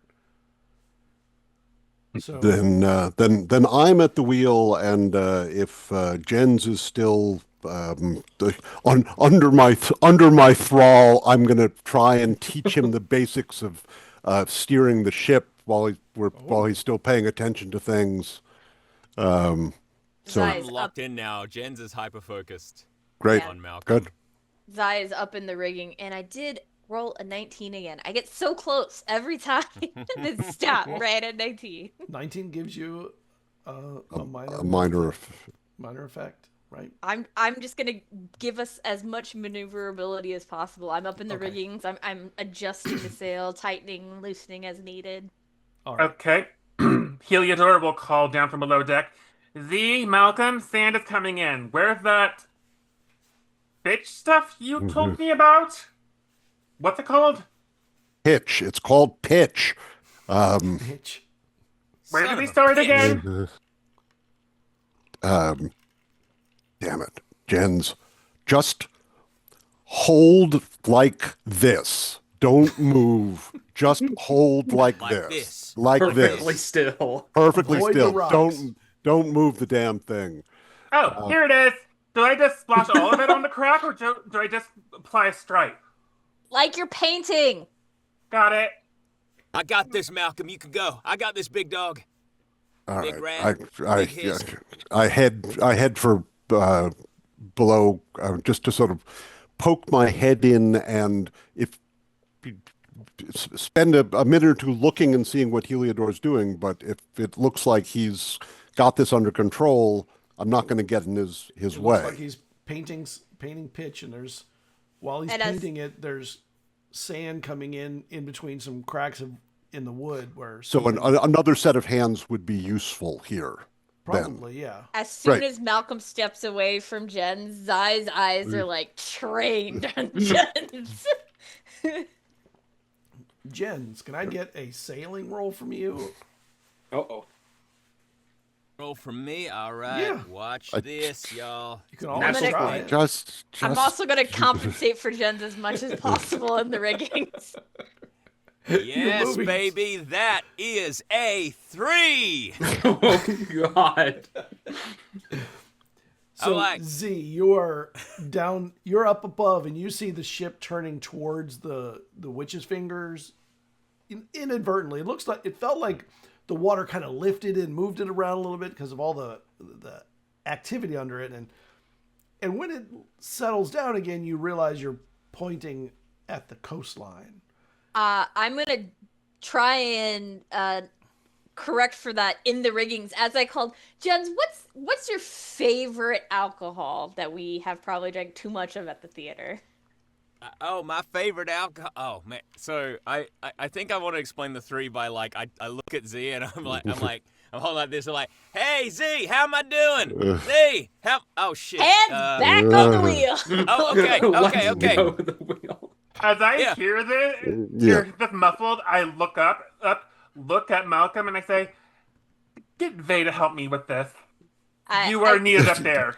Sure. Yeah, I am in the rigging though, trying to get us back on course, and I'm like, oh look, there's a barrel of your favorite thing in the direction opposite of the coast, hoping he will turn and look and take the wheel with him. My foot gets caught in the steering rigging, and I'm just like, I'm like as I'm turning, it's like, oh, okay, hold up now. And that's what Malcolm sees as he spins. You know, I scruff Jens like a baby kitten. We have some painting that you could help with below decks. We're taking on sand. Can you help Heliodor? I, in no haste whatsoever, stand up from wherever I'm sitting and scribbling in my notebook and head down. I'd just like to remind everyone, I'm the only one that won't drown. Not true. Z, I have floaters on. Yeah. Z, you say that, and you see several of these large creatures that seem to be converging, maybe inadvertently, on the ship. Mm-hmm. But you only notice it because you're high up. Mm-hmm. No, I'm gonna start doing my best in the riggings, like I said, to course correct, and I'm just gonna start shouting down to Malcolm, inbound. Which sides? Forward, under the sands, big. I shove Jens in the general direction that the creatures are coming from, and say, "Do the thing." The thing. Okay, can I see any of their eyes? Vay, you need the paint over there, not there. Not yet. They're a little too far away, but it seems like there are maybe two of them sort of intertwined. Maybe they're fighting, or maybe or maybe they're not. It's like when you go to the zoo and your kid's like, "What are they doing?" You're like, "They're fighting, hugging." They're wrestling. That's a mommy-daddy hug. They're wrestling. They're wrestling. Like I am wrestling with the wheel because Jens, what the hell did you do to this thing? Can I get listen, hey, Malcolm. Hey, I followed your instructions, all right? I put my hands up like this, and I stood still. Mm-hmm. Did not stand still. Fixing rope. You asked for a sailing roll, Scott? Yes. 17. Okay. You were able to course correct along with Z helping get the rigging right and making adjustments from the sails at the same time. Right. And when you turn, my leg's still stuck in the wheel. No. Probably pushed out. You've been shoved towards the railing. And the ship moves forward, and you feel the back of it lift, like. God damn these things. And then something goes under, and you feel it come back down, and like this. Can I get acrobatic rolls or any kind of speed rolls, whatever you have nearest to that, from everybody that is above deck? Below deck, you're just going to be thrown around, but I'm great at balancing and climbing. Right. Though on that note, have me and Vay managed to steal the crux by this point? Or it's still a little bit away? Not yet. I think I have to retire this die. It's the third roll that's been under Wow. 7. You're balancing all of Z's rolls. Yeah, I need to send you some good juju because I just rolled 20. Oh. Yeah. This lovely little dragon head on my dice. Well, take it. Oh, wow. So Z, you are up on the crow's nest, and when the ship goes down into this wave thing, your face actually comes very close to eye with some huge thing that looks sort of like an right when you're on the down and the crow's nest is sticking straight out. Wow. You're kind of going, and it rolls under the ship, and it just keeps rolling. It's so long. And the ship then gets the water back under and comes back up. And your breath is held for a moment. Yeah, But you feel this Oh man. underneath in the deck. You're painting and you feel this as something is running underneath the ship and hitting it as it does, and more boards are starting to, I wouldn't say crack, they're just being hit and loosening whatever is binding them. Right. When you describe what happened to Z, all I could picture in my head was the moment in Legend of Zelda Wind Waker when you suddenly run into a big octo. Yes, it's That's sort a of like big that, except octo. not octo. Its mouth was all like a big round mesh, and then it had all these fins running down the back. Down, I wouldn't say the back, all the way around it because it's more like worm-like. Jens, get down there and help with the painting. Now that I can do. Wait, have I fallen overboard yet? Oh, I what just did rolled a you? 7. You rolled a 7. You rolled a 7. Yeah. Yeah. So, oh yeah, you are sliding forward. Can I get a speed check to see if you can grab the rail before All right, nice. rolling in?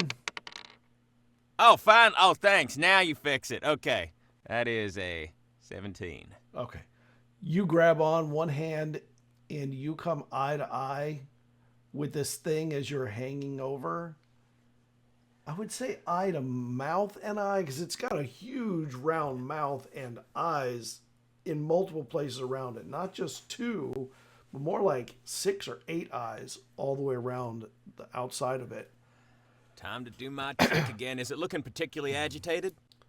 It's looking like it's very amorous.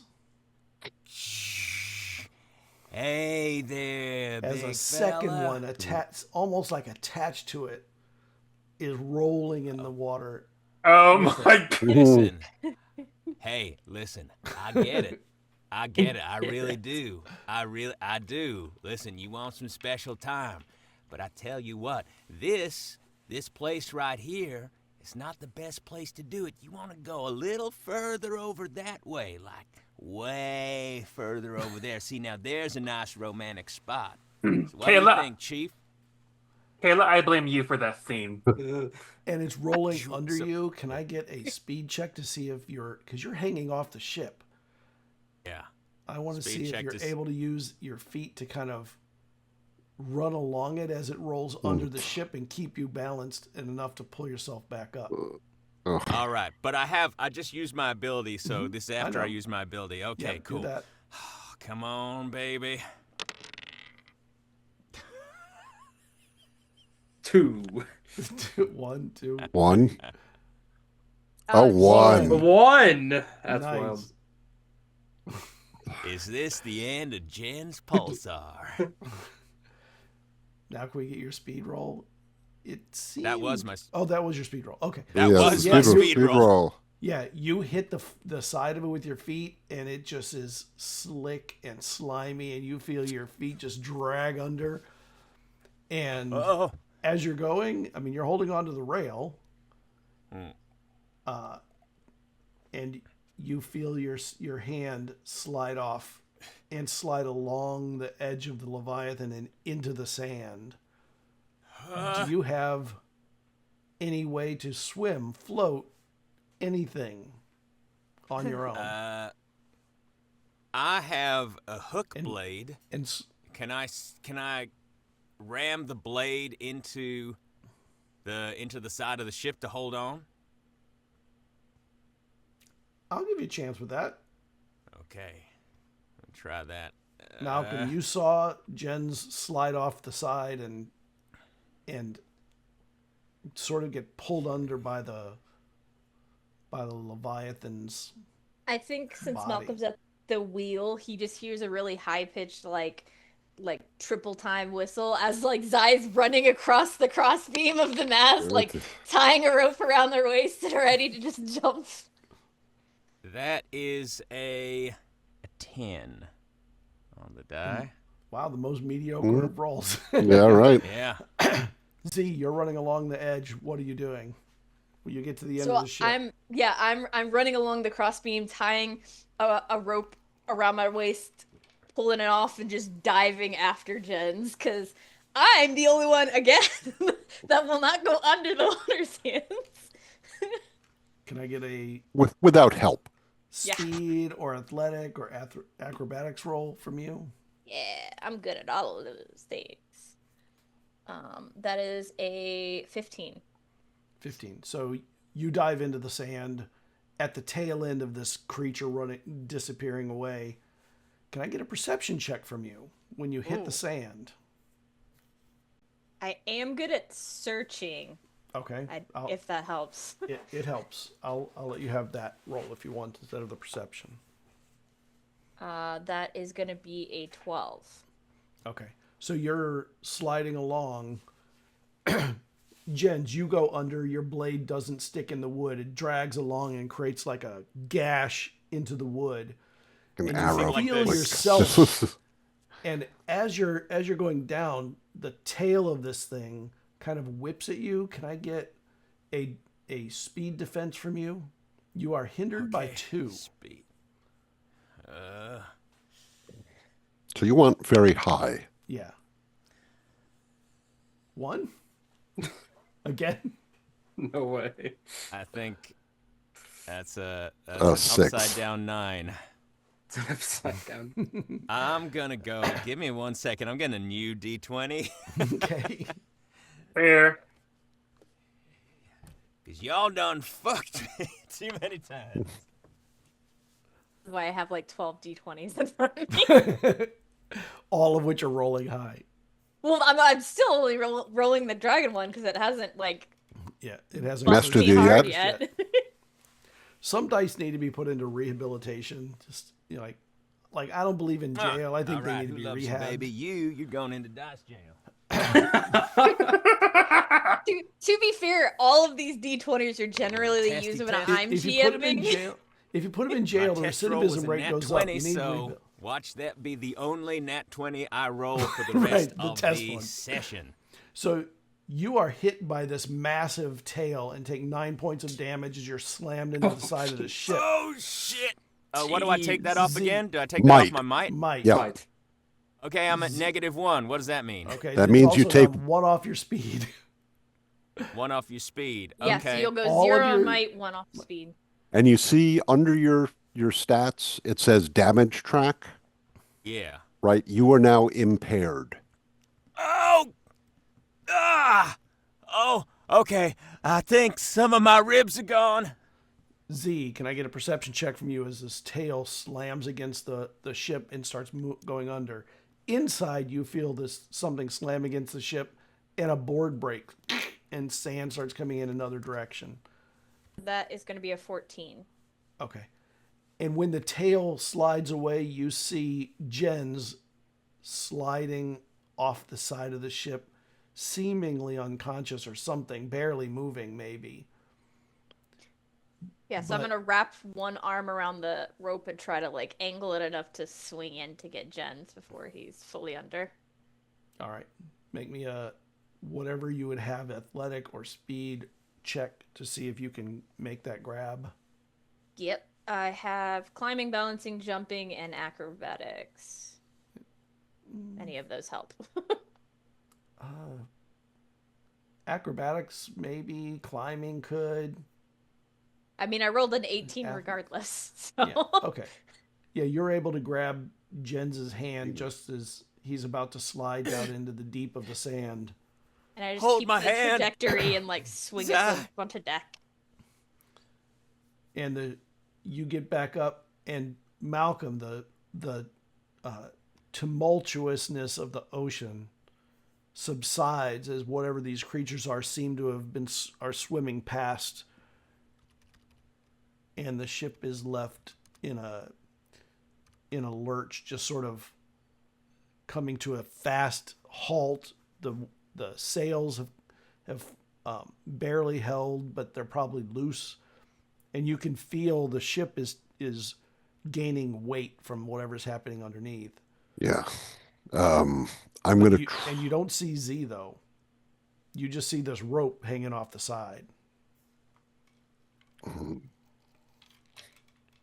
gonna do the whistle that we use when, like, Jens is no longer in trouble. Just a communication for everything. Well, I figure, like, most of the communication is around, like, Jens is doing something he's not supposed to, Jens is in trouble, Jens is safe now. Can I suggest the actual whistle sound? Sure. Womp womp. That was so not what I was expecting. No. I mean, it's. I thought as a voice actor we were going to get some amazing whistling sound. Whistle, yeah. You could do it. And then it was... It's just- yeah. Womp womp. Somehow a whistle sounds like womp womp. And then you see Malcolm, a hand on the side of the ship. A crystalline hand. Yes. Good. Yeah, I mean- Jens up after me. Oh, that's good too. And Jens looks bruised and battered from something. Yep. Okay, all non-sailors below deck to fix whatever's bad down there, I guess. Yeah. Malcolm and I are the only ones that can deal with up here Yeah. right now. Am I back onto the decks? Yeah, Z is pulling you onto the deck, and it is hurting just being pulled up along that ledge. Careful. You're welcome. And just, like, drops him on the deck and, like, stands up and unties myself. Leave him laying there. Yep. He's on the decks. He's fine now. Yeah, one thing you notice by actually going into the sand is it's not like water. You don't swim, you just sink. And it's hard. It's so dense, it's hard to swim against. That's why people who go in generally don't come out.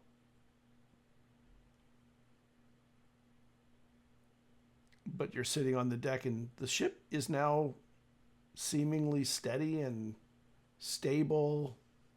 You're all right, and just, like, pats Jens on on the cheek, and be like, go paint things below deck. We got it up here. Someone man the pumps. Or kelf them, or whatever you do. Bucket brigade. All right. Just walk it off. Yeah. So I it's guess good, I'm Jens. gonna try and ignore my injuries and get on with that. So, Jen, you can do a 1-round recovery roll, right? Yeah. You've got 4 recovery rolls, and the first one just takes seconds. You can literally just catch your breath. They all do the same. They all recover the same amount of damage or the same range of damage. Okay. But you can literally take 5 seconds and do a recovery roll. All right. I'm gonna try. That's a D20, is it? No, D6. D6 plus your tier. D20 would be crazy. Yeah. Plus Plus one. one. Okay. Yep. Okay. Come on, baby. That's a 3, so that's 4. So 4. I'm gonna put my might back up 4. Is that right? Add the You 1 first. point to your speed to bring your speed back up, and then Okay. and then might, and now you're no longer impaired. Now you're back to hail, To Hale and Hardy. because as long as you have 1 point in each category, you're basically fully functional. Okay, great. All right, it turns out it was more of a sprain than a break. So I'm still okay. Yeah, I mean, On you know, reflection, just rub some sand in it. yeah, Sand. rub some sand in my bruised ribs. Sand in it. That doesn't work for everyone else. The Chrysalists have a slightly different point of view on this than some of us do. That's like the chrysalis version of spit on it. Silicon. Like rub some, Mhm. it's like if I rubbed some blood on myself to heal myself. Sand on it. It's fine. Well, it's more like putting a steak on a black eye. Heliodor yeah. and Vey down below are trying to put pitch up fast enough to cover the holes. not the holes, the cracks between the boards, and Right. it's become sort of a race. As you kept getting battered, it was opening new cracks, and the place where you're putting the pitch is not necessarily holding yet either, because it needs some time to set in, and this is why ships go into ports. Yeah. Does there look like there is a harbor, a settlement, anything nearby? Well, as you're moving, there is way up on the witch's fingers, there are some small, it looks like little huts or homes. Yeah, right. That's And not you know going to those, do. but those aren't helpful. Those are like, Right. they raise, animals up there. Yeah, no, on the there's witch's not fingers. like Not a here. town with a harbor. Yeah, okay. No, I you didn't gotta- I didn't expect anything like that. Then You I can get it fixed down there. yeah. Well, If, I mean, if all of you want to go down there, I can navigate us to where Yeah. we need to go. okay. Are you trained in repairs? Me, no. Okay, But I am I- trained I- in survival, scavenging, stealth, lies, But trickery, illusions. That's fine. I'm actually trained in ship repair, so I will. Oh, Yeah. those are I'll go below. good skill purchase. Um, And you can see they're trying to put the pitch on, and they're putting it on like an amateur would, not like someone who knows what they're doing would. right. They're not Yeah. getting them in the right seams correctly. They're not getting the right parts, the most important parts first, and working their way around. Right. They're panicking a little bit too. I mean, Are Yeah. we at least setting up the base for it correctly, at least? Yeah. And there's sand, like the water sand is up to about their knees.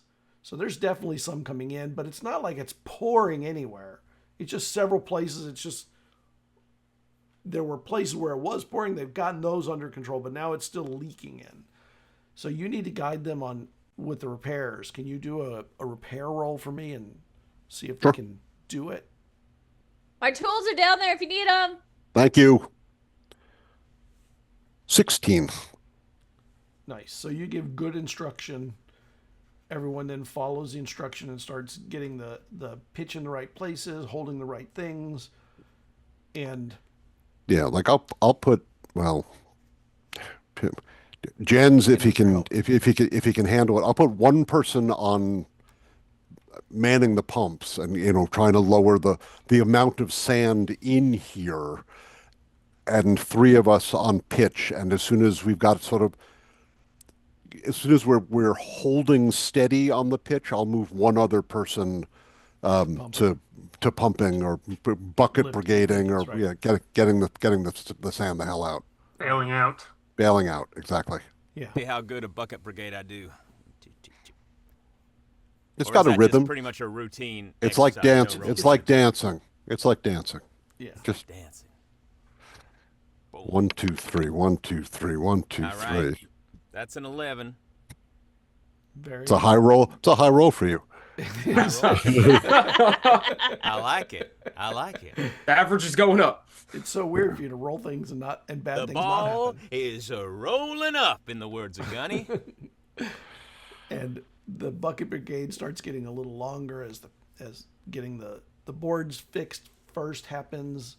You're helping to bring up sand, the water sand, and then there's half an hour later there's a second one added, and a half an hour later another one, and it takes a few hours to really kind of stop it and Yeah. clear the majority of the sand out, the water sand out from the bottom. Z, you're just sort of keeping the ship going in the same direction and kind of not tilting or anything in the wrong way. You just got to avoid the fingers. Yeah. And it doesn't The- take. It's not too hard to do. Once the creatures have gone, the sea is pretty calm with a nice breeze. So Yeah. As a Hisk, working with pitch is one of my least favorite things, between the smell and the Your tar and the fur, exactly. But I'm the one with the skills. I will at least do Heliodor the courtesy of keeping him the hell away from this stuff. At some point, because we're down here for several hours, with the bucket brigade going up, I will ask one of the folks going up to the top to ask Z if there are any ships on the horizon. Are we still being pursued, or did Vesh manage to head them off? Because now we've lost a lot of the lead that we had picked up. My hope is the amorous beasts also hit them. We won't get that lucky. Not like that. Not like them. They just avoid everything by like a hair. And keep moving. You're like, oh. So, Z, are you gonna get up in the crow's nest and look? Well, if I can at least see like a sail or something while staying at the wheel, because I'm the only one up here, so I'm not gonna leave the wheel. Okay. You don't see anyone from the wheel. Right. I will transfer telephone game that down, like not from the wheel. All right. Well, So at least they're not close enough for me to see from the wheel. then, when we're an hour or two into this and we've got things more or less under control and I can spare a person, I will send probably Jens up to go and take a look around. I know he's walking wounded, so I'm all right. And I appreciate that, Jens. I'll survive. Hey, no problem. If y'all ever need any other critters calmed, or amorous leviathans moved on, you know who to call. It's a narrow set of skills, but they're certainly important. If he had 2 nickels for every time it would happen, he'd have 2, which wouldn't be or 4, which wouldn't be a lot. It's weird that it's happened twice. Yeah. So, Jens, when you go to look and you go up into the crow's nest, can you make me a perception check, please? I'm just gonna be shouting up what he's looking for. All right, still a little bruisey, but let's take a look with my peepers. Wow. Are you back to the Another ones and twos? Well, it's not a 1. Natural Not three. a 1 or a not a 2, two. actually. That's a natural 3, baby. Slowly climbing up. At least it wasn't modified to get to a 3. Yeah. The sun I'm just hits looking his eyes. directly- Yeah, you don't. I'm looking you don't see directly any other upwards. ships. I'm like, You- coast is clear. Not where you're looking, Jens. What? That way. You don't see any ships. I gotta say, guys, I see no ships. It's all It is blank starting up to get here. late in the day, Yeah. so soon it'll be dark. Do you want to sail through the night, or do you want to? Yeah, Anchor. and I'd also like to get further away from the coast. The shallows and the Witch's Fingers are not something I want to try and navigate at night. Yeah. So if we have to head towards deep water for an hour Yeah. before we leave, yeah, and then assuming the weather is clear, I can navigate by stars with actually easier than I can navigate during the day. Yeah. Kind of, reminds is me of clear. my good. So you're able to All right. to navigate, and I mean the navigating's fairly easy here. You're just going north until you get to the port, and even at night you'll see the port because there will be lanterns and stuff on it. So Yeah. If we get to sort of the within sight of the town, I'll probably just drop anchor until morning rather than trying to dock at night. yeah, and early in the morning, still night, like 4 in the morning ish. Yeah. You do start to see the flickering lights of lanterns off in the distance to the west, to your, what is that, aft? Yeah. So pursue the goddamn ship pursuing us. You don't see any ship back there. No, Okay. don't see anything. So all right. So sorry. So the lanterns are the lights of the city. Or, The I'm lights sorry, of the not port. aft. I meant port. Port. Okay. The lights of the Port. town. Lights of the town coming up. Yes. All right. Great. All right. Well. So you're gonna anchor. Yeah, well, I mean, we'll anchor until dawn at least, and then A few more hours. a couple more hours. Hey, Jens, you get another recovery roll. Oh, good. Thank you for Good, reminding good, everyone. good, That's good. awesome. Let's go, baby. Oh, that is a 6 plus 1. 7. So, does that mean I can I put it into any of my points? Any of the ones that you're missing, yeah, you can Okay. assign them where you want. All right. So 5 of those are going to might, so it's back up to 8, and then the remaining 2 are going into my intellect. Wait, So did I you feel say recharged. 8? Is that the top of your might? Yeah. I am Oh, a gosh. spindly fellow. Okay, yeah, things make a lot more sense now. Yeah, I'm a waif. I'm a gleeful pansexual imp. I'm built like Dean Pelton from Community.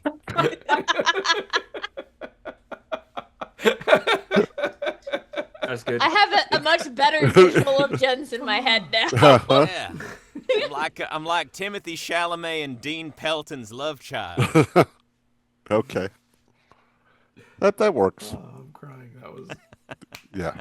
That was the picture that we needed. Now, There we now we go. understand completely. That's the grab. That's the grab you're gonna put Fully on short form understand media. Jens now.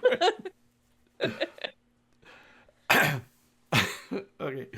More. You have a couple hours till morning. I'm sure everyone else at this point is sleeping to kind of get rested up after the night. We all of are. awfulness. We're anchored. So, oh, my camera just dropped. Why the hell does it keep doing that? Does it get hot? No, no. I think the connection is slightly buggy. Sorry about that. Anyway, the yeah, we've dropped anchor and we can all sleep through the night. Does anyone else need to make a recovery roll? No. Heliodor, you are, you start to wake up. Mm-hmm. It's still dark, still at night, and there's a blue or purple, like like a midnighty blue kind of a glow over by the hold, where The smuggler's stash, right? The smuggler's stash, and you feel this sort of an electricity, a feeling through you that interesting. And you're sitting up, sort of. Your eyes kind of widen. You know, when you wake up and you're like gathering. First, Heliodor makes sure Jens is asleep so as not to reveal the location of the stash. Everyone's asleep. Then I will carefully make my way over to the stash and open it up. The baton, is it wiggling right now or something? It's got a light glow to it. It kind of moves along it. It's like scintillates. Let me see.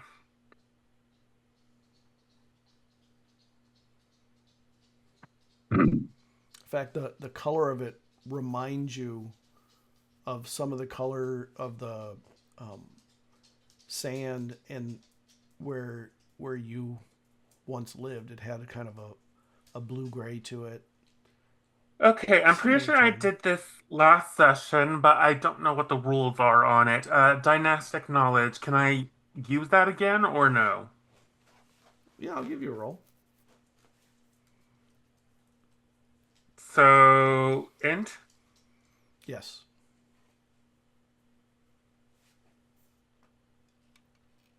Uh,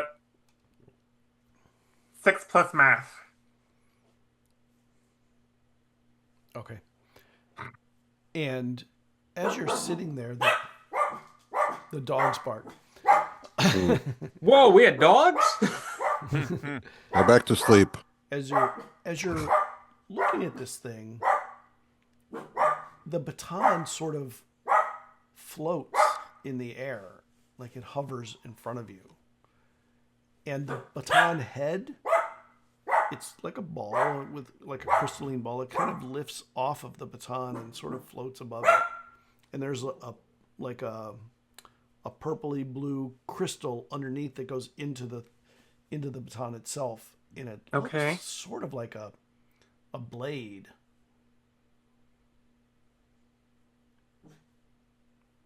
Hmm. Mhm. Heliodor will observe this, and then he will raise the baton so the little ball clicks back into place on the baton, and I will tuck the baton back away for safekeeping. Okay, you go tuck it away. And what do you do when after you tuck it back and you put it back? It's still, excuse me, it's still glowing a little bit, but the glowing is fading now a little bit. Heliodor will reach into his backpack, pull out his little yellow crystal bed he has that helps him focus and well, I call it his worry stone because it's what he focuses on when he worries. And then he will sit down on top of the deck and he will start to meditate because he has not had a chance to meditate in a while. Jens, you're awakened by some shuffling or something, and What? you see Heliodor is sitting in his bed asleep, and he's mumbling something and like holding his hands out like he's holding something, and he's like maybe talking in his sleep, but you don't understand it. And interesting, you've I've never had seen him those do it. dreams before. Okay. All right, it's a sleep talker. I can't make out anything that he's saying. He seems to be I'm trying to talking listen to in. himself. Okay. Heliodor, what would you say to yourself to make yourself feel less worried?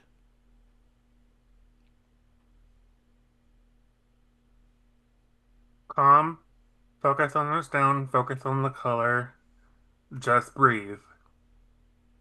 And he's saying things like that, not as clear as that, but if you sit and listen long enough, you realize it's like a mantra. Wow. I mean, I heard of night terrors. I ain't never heard of sleep meditation. That's pretty cool. All right. Maybe it's a Hisk thing. I don't know. All right, Jens goes back to sleep. Actually, Jens takes a cursory look around, sees if anything's, like, out of place or different. Well, it was a mess last night when you Okay. finished, so if Yeah, it the is walls different, are covered in pitch. yeah, which is like a tar. Yeah. There's all these pitch everywhere. You know what? I'm gonna get some shut-eye. My ribs are still feeling a little tender. Okay. And Heliodor, you're calming yourself with your stone, and then you see sort of the ground in the ship seems to be turning to like an iciness. It's like covering the ground and becoming blue, like a light blue with as it seems the water is freezing and what's left, the water sand is freezing what's left, and you're saying your calming mantra, but it's a little concerning, and it's chilly. It's like cold all of a sudden, and you can feel this bone chilling coolness.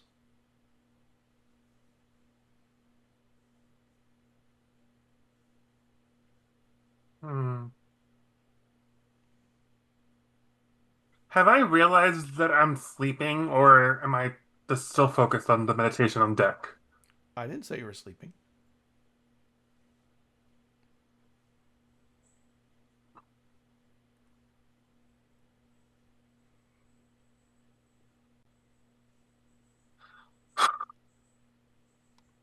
Heliodor will sigh. Do we have like a brazier or anything on the ship that we can use to help generate some warmth if we need to, or I mean, the ship normally wouldn't go that far. I mean, you could potentially put together some kind of a fire on the deck if you needed to, but you wouldn't put one down here. That would be too dangerous. right?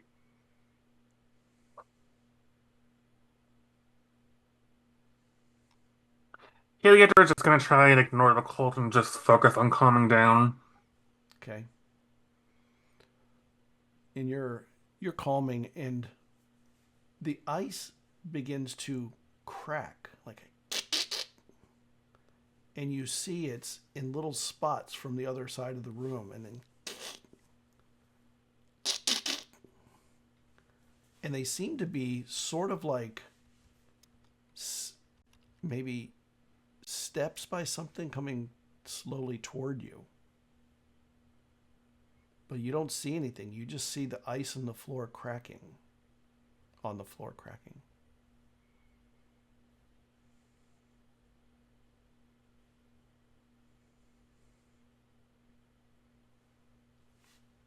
Heliodor's ears twitch for a second, and then his tail will like curl like a cat's a little bit, like he's about to pounce. And as soon as he feels like someone get close, he is going to tail whip. Okay. Can you roll me a D8, please? A D8? Yep. See here.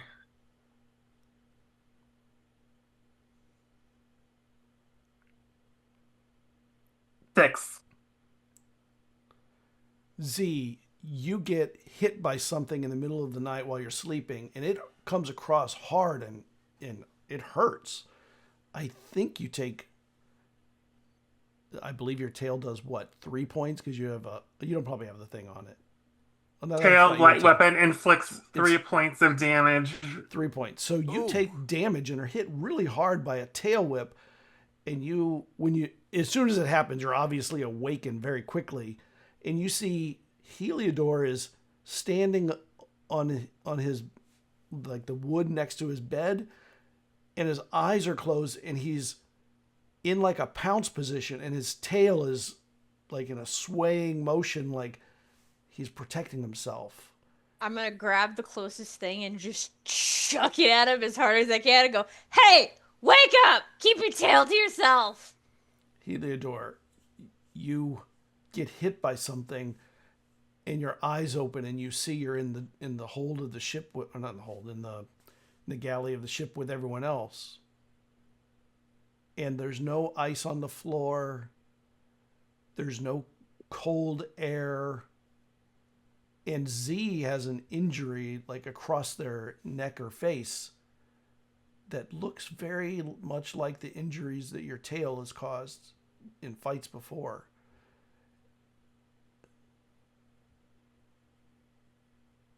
Heliodor stares and stares and stares some more. I think Zai has turned back over and gone to sleep at this point. And then he says loud, "I was just on the deck of the ship." No, you were here hitting people with your tail. Now go back to sleep. He blinks. He blinks. And then he blinks some more. He reaches out with a hand and he pinches his cheek. Does he feel pain? Yeah, you feel the pinch. I look around. No ice or anything or what have you? No ice. No, not even any water sand really left because you'd cleaned all of it up before you all were able to. I go back up to the top deck. What time of day is it now? It's maybe 5 a.m, and Malcolm is false up there. dawn. Yeah. Yeah, looking around the ship, and you see Heliodor come up, Malcolm. Morning. Morning. He looks a little confused actually at the moment by something. I stare in the direction of the smuggler's stash. Do I see light coming from it or no? No. I mean, that's down below, but... Oh, well, I would have checked the smuggler's stash first for light before coming back up. Downstairs either, when you were down below. Everything all right?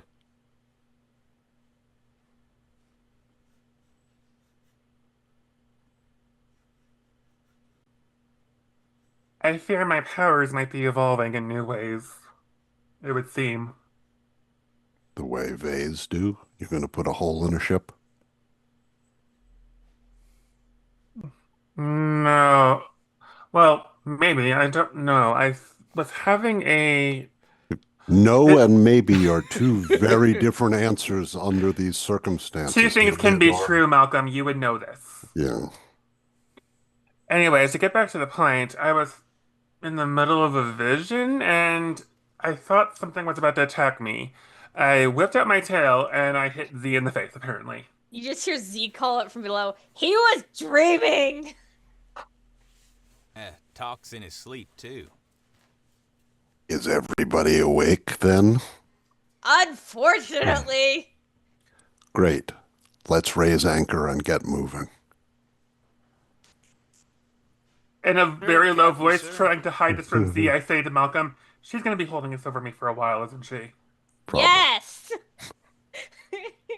And she's got better ears than that. I think she was like mid coming up the stairs onto deck when he asked that. I'll talk to her. Kill You these just- or you just see pinches his red. nose.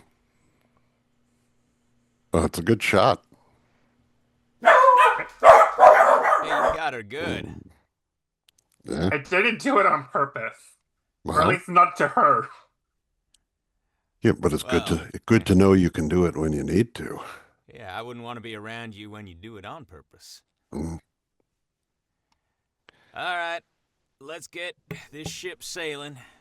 That is the correct terminology, right, Mal? That is the correct terminology. Jens, I let was me paying attention. introduce you to the capstan. This is a new fun toy.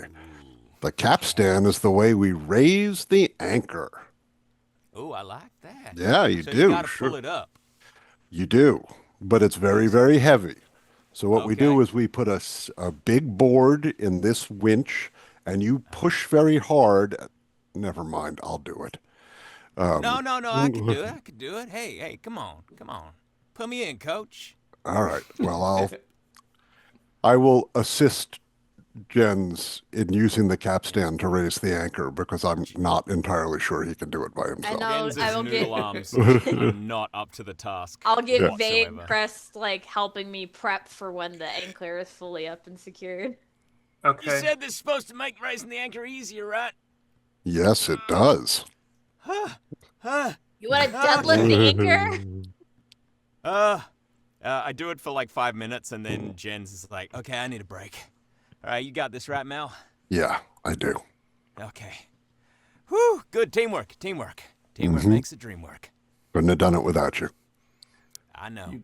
You get the anchors up, the sails are raised, and you feel there's only a little bit of a breeze, but there's enough.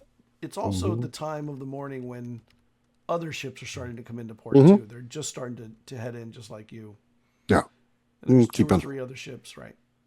Right, and probably like fishing boats heading out from town as well. Yeah. Sure. Yeah. Keep an eye out for any traffic. Anything that's smaller than us gets right of way. And aside from that, just pull into one of the public berths and look for a harbor master. Make arrangements to get things squared away and find out. Is there someone is there a ship's carpenter we can hire? Probably. This is a pretty big port compared to the one you were at before. So yeah, there will be Great.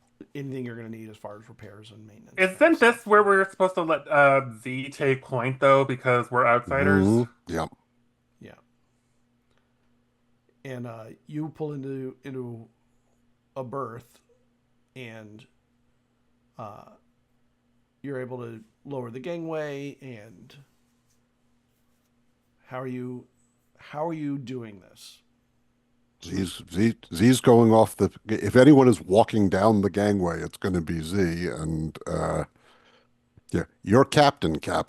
Yeah. Is the dock master on duty Chrysalis or Yes. other? Just important because they want to understand a word I'm going to say to them if they're other. Yeah. And you see somebody coming down towards your ship, actually. And it's a Chrysalis. Is it a Chrysalis I know? Probably. You've been here before, and they've been here for a long time. It's The harbor master is Zilar. Cool. I'm just gonna come down the gangway and just kind of like wave at them and be like, "Hail, Higa! I Hail. have Efri Dob, if anyone's interested." I'm sure that there'll be somebody interested. Awesome. We got some Higa Sven on board, and good trade. So, you know, if we have a carpenter on duty, we do have some, like I mentioned, Afridob. Um, so we could use the help. I see boards loosed on the out. Yeah, we ran into some creatures getting and she just kind of like so don't go that way for a little bit. They're a little in heat, as it were. It's mating season for the eels. Yep, we ran straight into a couple of them, or they ran straight into us. That will do that to your ship like that. Yeah, You should avoid them and stay further out most of the time. Yeah. Do you know if Ame is back from showing Tenderfoots out through the Great Oasis, or if she's out on job? I've not heard word of their return yet. Cool. Yeah. So I'm gonna go get the carpenter. And she just kind of like turns the back. birthing fees. Yeah. I'll handle the birthing fees. And she just kind of like turns to the ship and be like, y'all stay here for a second. Aye, Captain. And just we'll walk with Zilar and get the birthing fees figured out, and also go track down the carpenter and get them to the ship. And as you're walking, he's kind of looking over at the ship at the people on it. Where are you coming from? We're coming from we It's called did the a couple. Eye. If Yeah, you wanted to say where you were. Yeah, I That's don't know up if to I you. want to, considering that Captain Vash knew who Jens was, if I want to go that far. We're kind of on the tail end of our trade trip. We hit, a couple ports in the Mound, a couple ports in Icea. Now we kind of circling around to the Great Oasis and picking up some of the scavenging and resources here, so we can hit up Carabundi and get them what they need to prep. What you got to trade? What's your trade like? We got plenty of stuff to trade. We also have a lot of like festival fare. We have some alcohol. We have some food. We have some raw materials. So we got a little bit of everything here at the tail end of our circuit. What kind of alcohol? That'll move fastest. Oh yeah. Yeah, we got. Is it really really good, or is it? Oh yeah, it's good quality. A luxury item. Yeah, a little bit. All right, let's get you squared away. Yeah, and they're just gonna kind of like wheel and deal with Zilar and kind of lean into that that connection a little bit. I I don't know if dropping the name Ame helps at all. Or not, it might not help, but at least he knows that I know the lingo enough that I'm not gonna be screwed over and not realize it. Why don't we could do this by barter. I'd love to see the alcohol you have. There might be something, I could use a bottle of something very very interesting, if you have something interesting. Yeah, we always have a little something interesting. Especially because I like to hold back the best things for the Aruzuming, because And we his Grizzles eyes have widen a little bit. Oh, it's that level. Yeah. So this is the end. You said it's the end of your trade excursion. So this is the point of the action for you. Yep. You know, Do gotta come again and eventually head back out again for some more Afridobe. you need introductions anywhere? No, I got that covered. I just need to, like I said, hit back up the home. Do you know if do you know like Little Grain boss? Yes. How's he doing? Last time I was here, he was kind of just starting to learn to walk. When's the last time you were here? A couple of years ago. The circuit's a big circuit. We got some, you know, scavenge jobs that paid well that we sent. We sent some again Kumagen over from it, but it's been keeping me busy. You know what? Don't worry about any fees. Just bring me a bottle and we'll call it a day. I'll bring you a couple. If there's anything you need, I'll be here. We have a lot of people from the south here bringing in goods, but it's mostly standard commodities. Nothing special at the moment. Yeah, I do have a couple of people that are coming in with some more diverse trade, that I kind of directed this way first. If you want to keep an eye out for them, it should help diversify out some of the things you have in stock. Where do you go from here? How long do you think you'll be occupying a berth? As long as it takes that comforter to fix our ship, we actually are out on a job. It's gonna bring a lot of Kumagen, so can't stay around too long. I'll send the carpenter to you. Thanks. And like I said, I'll get you a couple bottles of the good stuff and just kind of like pat him on the shoulder. I appreciate that. All right. And instead of going off to the village to go find Little Grain and Ave, I'm gonna go back to the ship and be like, okay, we're good. We just gotta give a couple bottles of alcohol to Xylar, and he's getting us the carpenter. We're good. Just not explaining anything that just happened other than then we're good. Yeah. We're good, like, don't leave the ship. We can leave this ship if you follow me to my house. You're right. You're muted, Jens. Go on. What were you going to say, Heliodor? I'm going to stay here with the ship. Someone should stay on guard.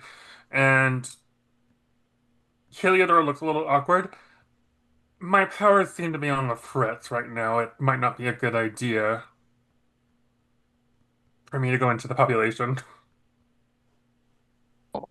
We should give you a rundown then of what needs to get fixed. I'll stay. I can Leave. I can lend a hand to the carpenter if he needs it, and I can do repairs on my own on other things that I want to check. And Zai kind of just like rolls their shoulders and is like, great, I guess I'm taking Jen's and my home. It's like worst nightmare. Heliodor glances at Vey. Does Vey give in to Jen's mischief, or does Vey just not do anything? Oh, baby, come on, Vey. Makes Come no on, sided reaction. Just kind of quietly pays attention, and that's about it.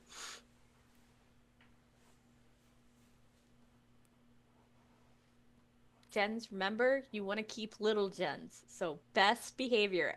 You are best behavior of Heliodor level. And all right. Best behavior, shore leave. Best behavior, shore And leave. I'll make sure I get a couple of bottles or a couple containers of the good stuff that we got from the crazy old lady and take it down and give them to Xylar on our way out Nice, into the nice. settlements. Okay.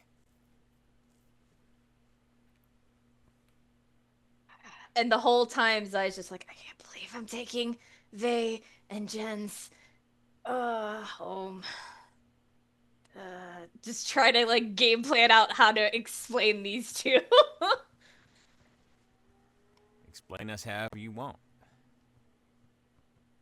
You say that, but Wait until you meet Mata. Ooh, all right. What do I need to know?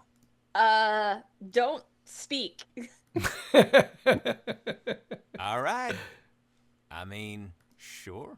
I haven't. Okay, so I haven't been home in a while, but I've sent money and trade back for the community.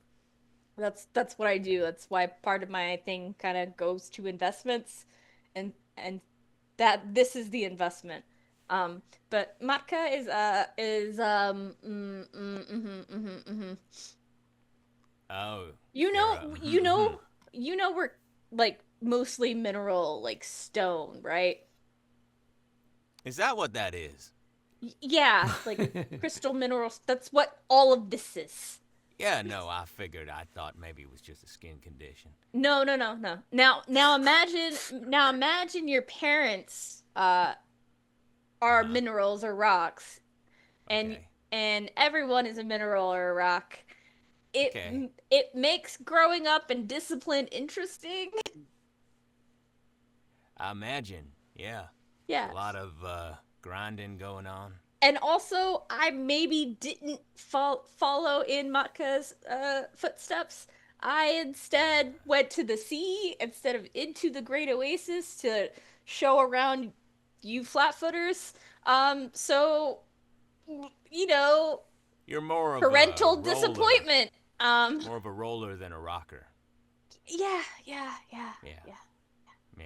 That's, but it's, It's nice to know. could So, go okay. either So way. straight-laced, don't rock the boat.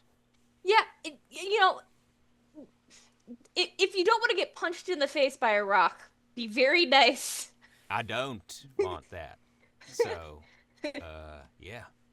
All right, be nice. Well, what does being nice, like, because listen, I grew up in a very free, open community. Everybody The opposite of that. The opposite of that. Okay, yeah, but I mean, what I'm talking about in terms of like social mores, I know, lots of different communities got lots of different kind of rules and things. We're so, not. like, We're is not there as. anything I should? We're not as free flowing as the Carabundi. We are very community based and community focused. Everything is about the collective, so maybe similar in that way. But our hierarchy and how we go about it and who gets what and what we're expected to follow in the footsteps of, it's very Y'all got a hard-lined. hierarchy. Okay. And Maka is like at the top of the tippy top, So and you're sort of at the bottom. kind of. My Matka is my. Everybody's got their own Maka? So Matka's mother. Oh, well, okay. That's good to know. Ame is my Matka. So kids work differently here.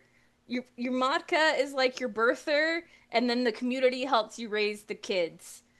So you could have the same Matko as your siblings, or you could have different Matkos. But you really go based off of who your Matka is. So. Maka, Mako, Ame. All right. Ame's her actual name. But please call her Mrs. Hypatia. Mrs. Hypatia. Listen, you're overloading my brain with all this new info. Okay, but just don't talk. It's fine.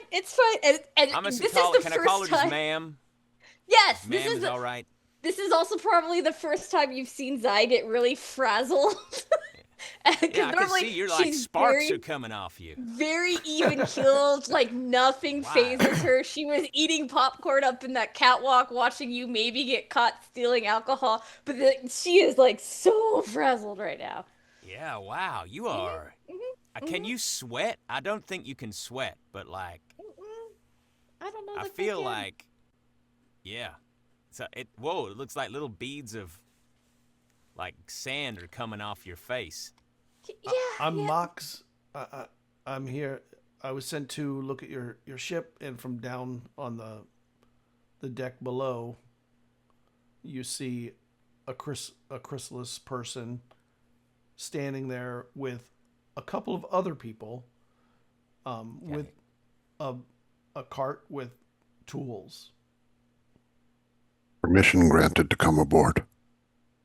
And they there's some handles on both ends of the little cart, and they lift and they carry him up. I'm Mox. Who is the captain here? They have gone into town to pay their respects. I'm the first mate, Malcolm. I'll show you around. I function as ship's carpenter. I don't pretend to be nearly as good at it as someone who does it for a living, but we ran into some beasts out in the water sands, and they knocked us around pretty good. We had to make some quick repairs, but nothing that I want to sail for any length of time on. So I'm glad you're here. Okay, and they follow you. Take them down into the hold and show them where the damaged areas are, and it's pretty obvious where the repairs are, because one whole section is sort of swathed with pitch. It's all fucked. Yeah. And where are you, Heliodor, when they come down? Are you down? Are you down below? Are you up above? Where are you at? I would have confirmed with Malcolm that either I was staying, the real reason I was staying wasn't just because my powers were acting up, although that was one point, but that someone needed to guard our stash, and I was going to do that. So unless he tells me to be somewhere, I would be posted like near the stash, but not like directly in front of it. That sounds great. Yeah. And you see Malcolm leads two what look like carpenters coming down. They're not carrying their tools and stuff down yet. There's one person up on the deck with the cart. They just need to assess what they're dealing with first. They look around, and as they're looking at the damage, kind of being led through it, it doesn't take long. You have to lead before they can just see where the damage is, and they start running their hands over or whatever. But Heliodor, you see like this bluish purple glow from the smuggler's space. And it's kind of distracting while they're looking around. They actually turn to you and they're like,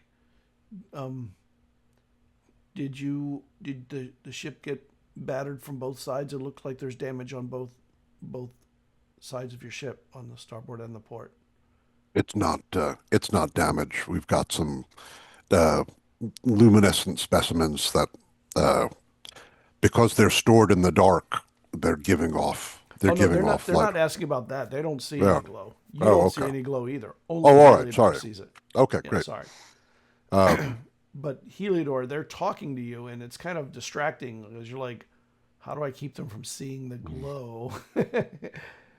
And to protect the things you have in the smuggler's box. And then they turn to you. I guess he doesn't speak much. That's fine. The ship was hit from both sides. It was not hit from both sides. You said. We had a couple of encounters with some sea beasts. We were breached on that side, on the starboard side, but we were buffeted pretty good.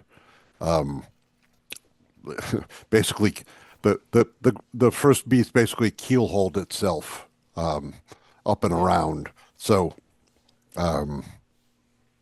I would start over there, but I would trust your expert eye to examine everything. And they cross over from one side to the other, and Heliodor, as they cross, when they put their body between you and the glow, when they finish passing by, you see there's no glow anymore. It's just stopped.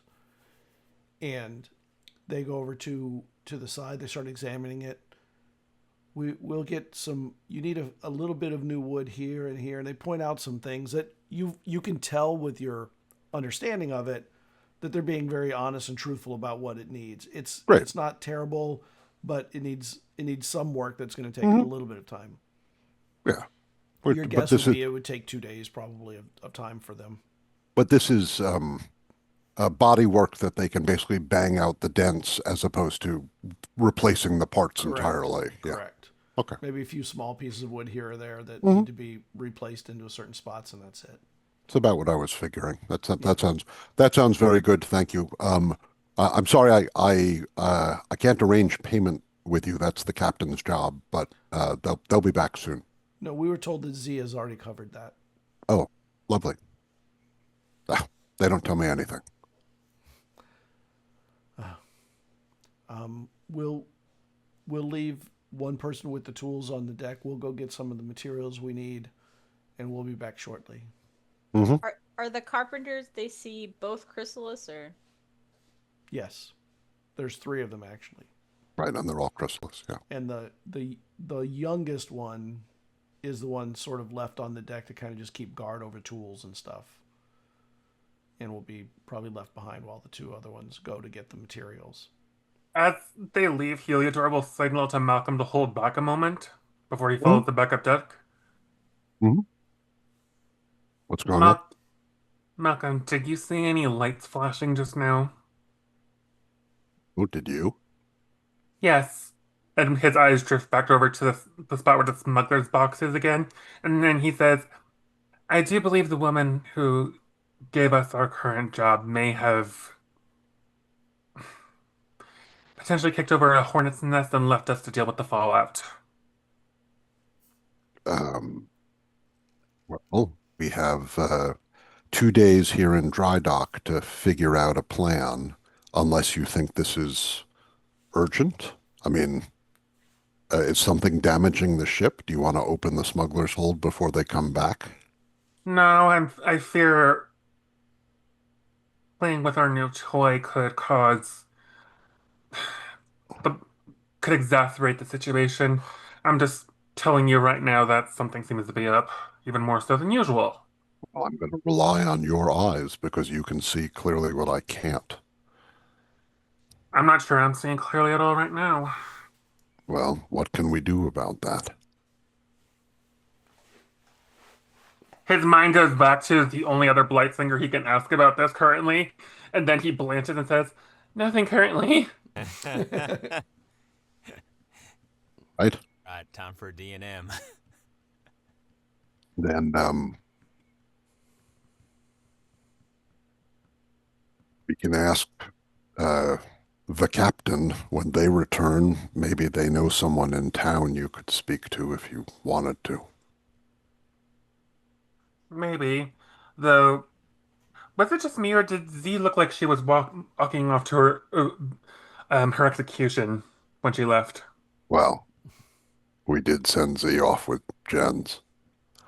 Yes, but that's not usually enough to make someone look like they're staring down a beast that wants to eat you. Well, I know Z pretty well, and they don't talk much about their parents, but my impression is that relationship is rocky. Heliodor kind of frowns at that because of his own family situation. And he says, fair enough. Shall I resume my vigil? Whatever you need to do to calm your mind, I'm not going anywhere. I'll be around to supervise the carpenters, and I want to take a look at the Manticore. Do some other work that we're not going to pay the carpenters to do. Then proceed, first mate Malcolm. And he will like sit back down against the wall and maintain his vigil. Right. Okay. Z, you head into the hostile waters of homeland. Yep. I'm gonna try and just see if I can see. So I haven't seen my little brother in a couple of years, but like he's very distinguishable. It's almost like he's bisected diagonally, and the top is this really kind of almost see-through crystalline green, and the bottom is this more opaque, like gray to black color, so like very easy to spot even if I haven't seen him in a couple of years.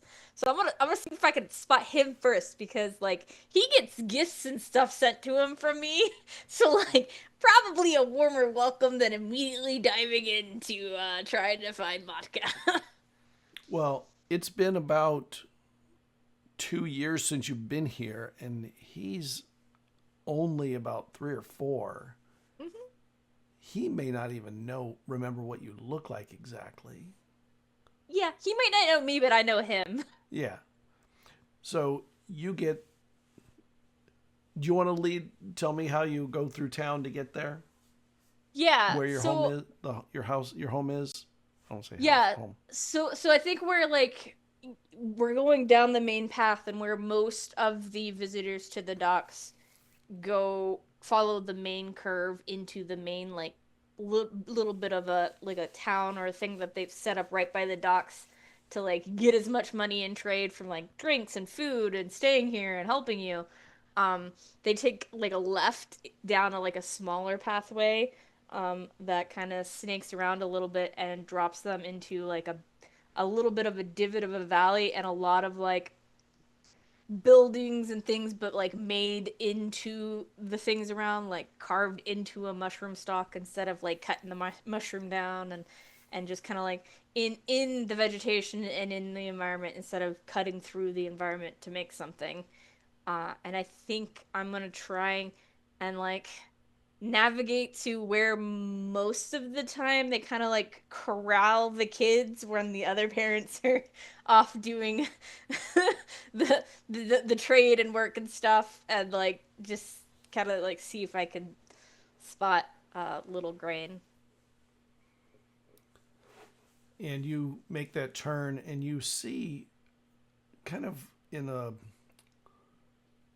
playing like in the dirt, just sort of digging with some kind of an implement, is from the back you recognize your brother, sort of definitely bigger than he was before, and maybe more than you expected even.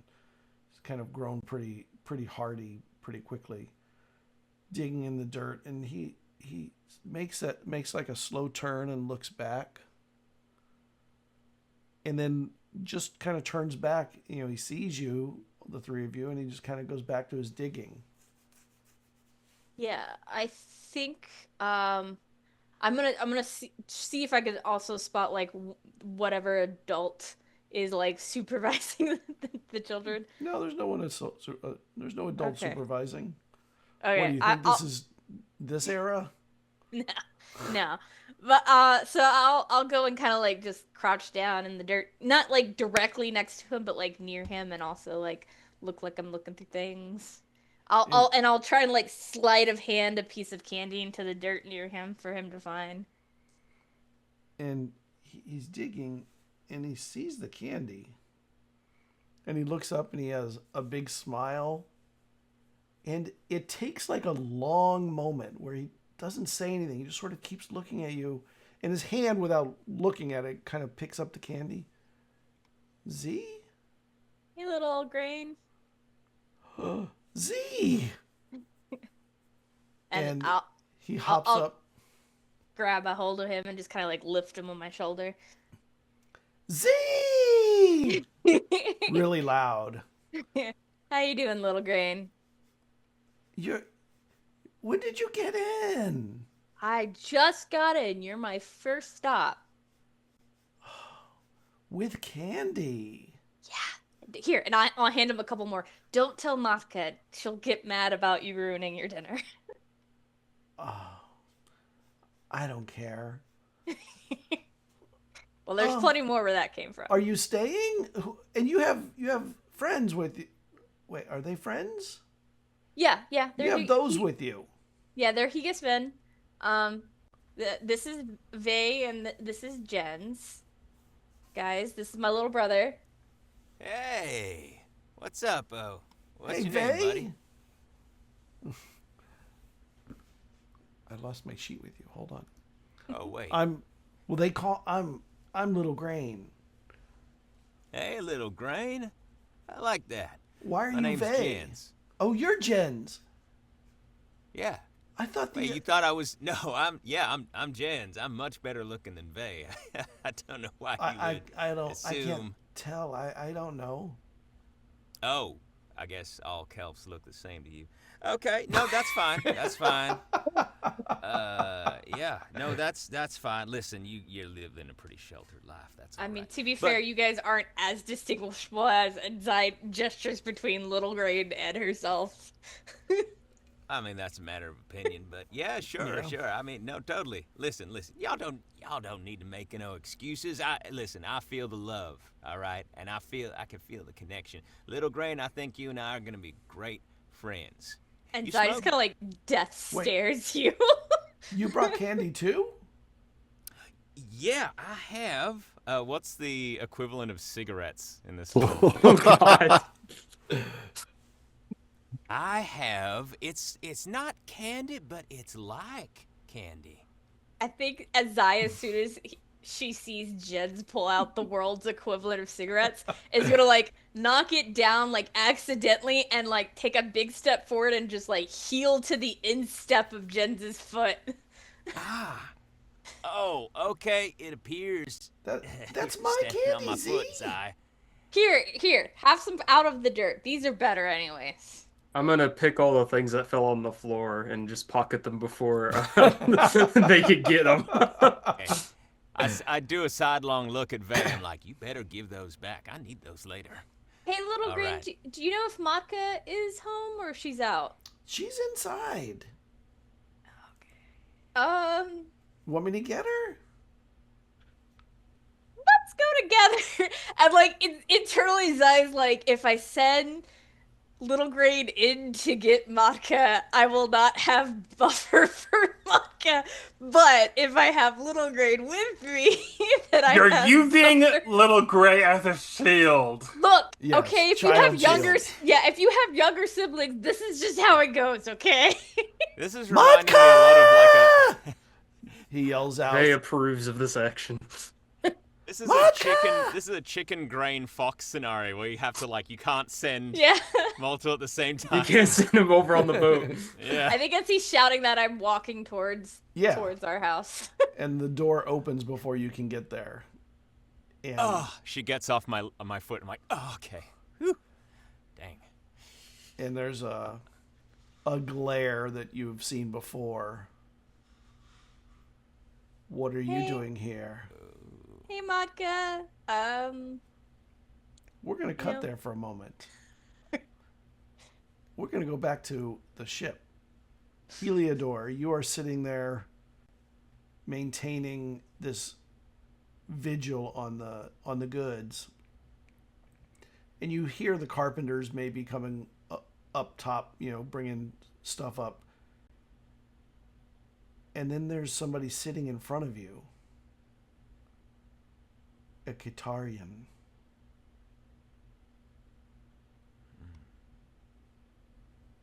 Just looking.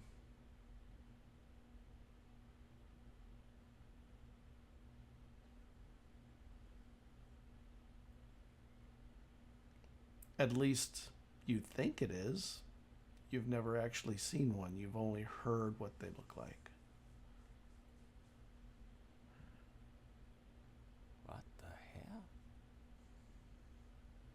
Heliodor stares and stares and stares some more. You And then gonna through step up? gritted teeth, he says, "Can I help you?" And nothing is said. And then as you're looking, she fades away, just sort of disappears. And you hear the carpenters coming down the stairs or the ladder down into the hold, and you see some people crossing over. We're bringing the materials down. Is that okay? We need for the working on doing the carpentry work. Whatever the first mate said needs to be done. Go proceed. He comes down, then the next one comes down, and the third one comes down with the help of the second one. They bring like a cart of tools down into here. You okay? Look like you've seen a ghost. That sounds very silly, but thank you for your concern. back with Z, the your matre, right? No, Matka. Matka is sort of holding the door, like not to hold it open, just holding it by blocking the entryway. Mm-hmm. And you bring strangers too. They're not strangers, Matka. They're Higa's friend. They've been helping me send the coma again. Hey there, And they're talking. Jens Pulsar. Pleased to make your acquaintance. I suppose food would be in order. Oh, authentic cuisine. I look at Zai and I'm like, Zai's like instinct is to elbow Jens in the face, but Little Great is currently on her shoulder, so she just like fights the urge and goes,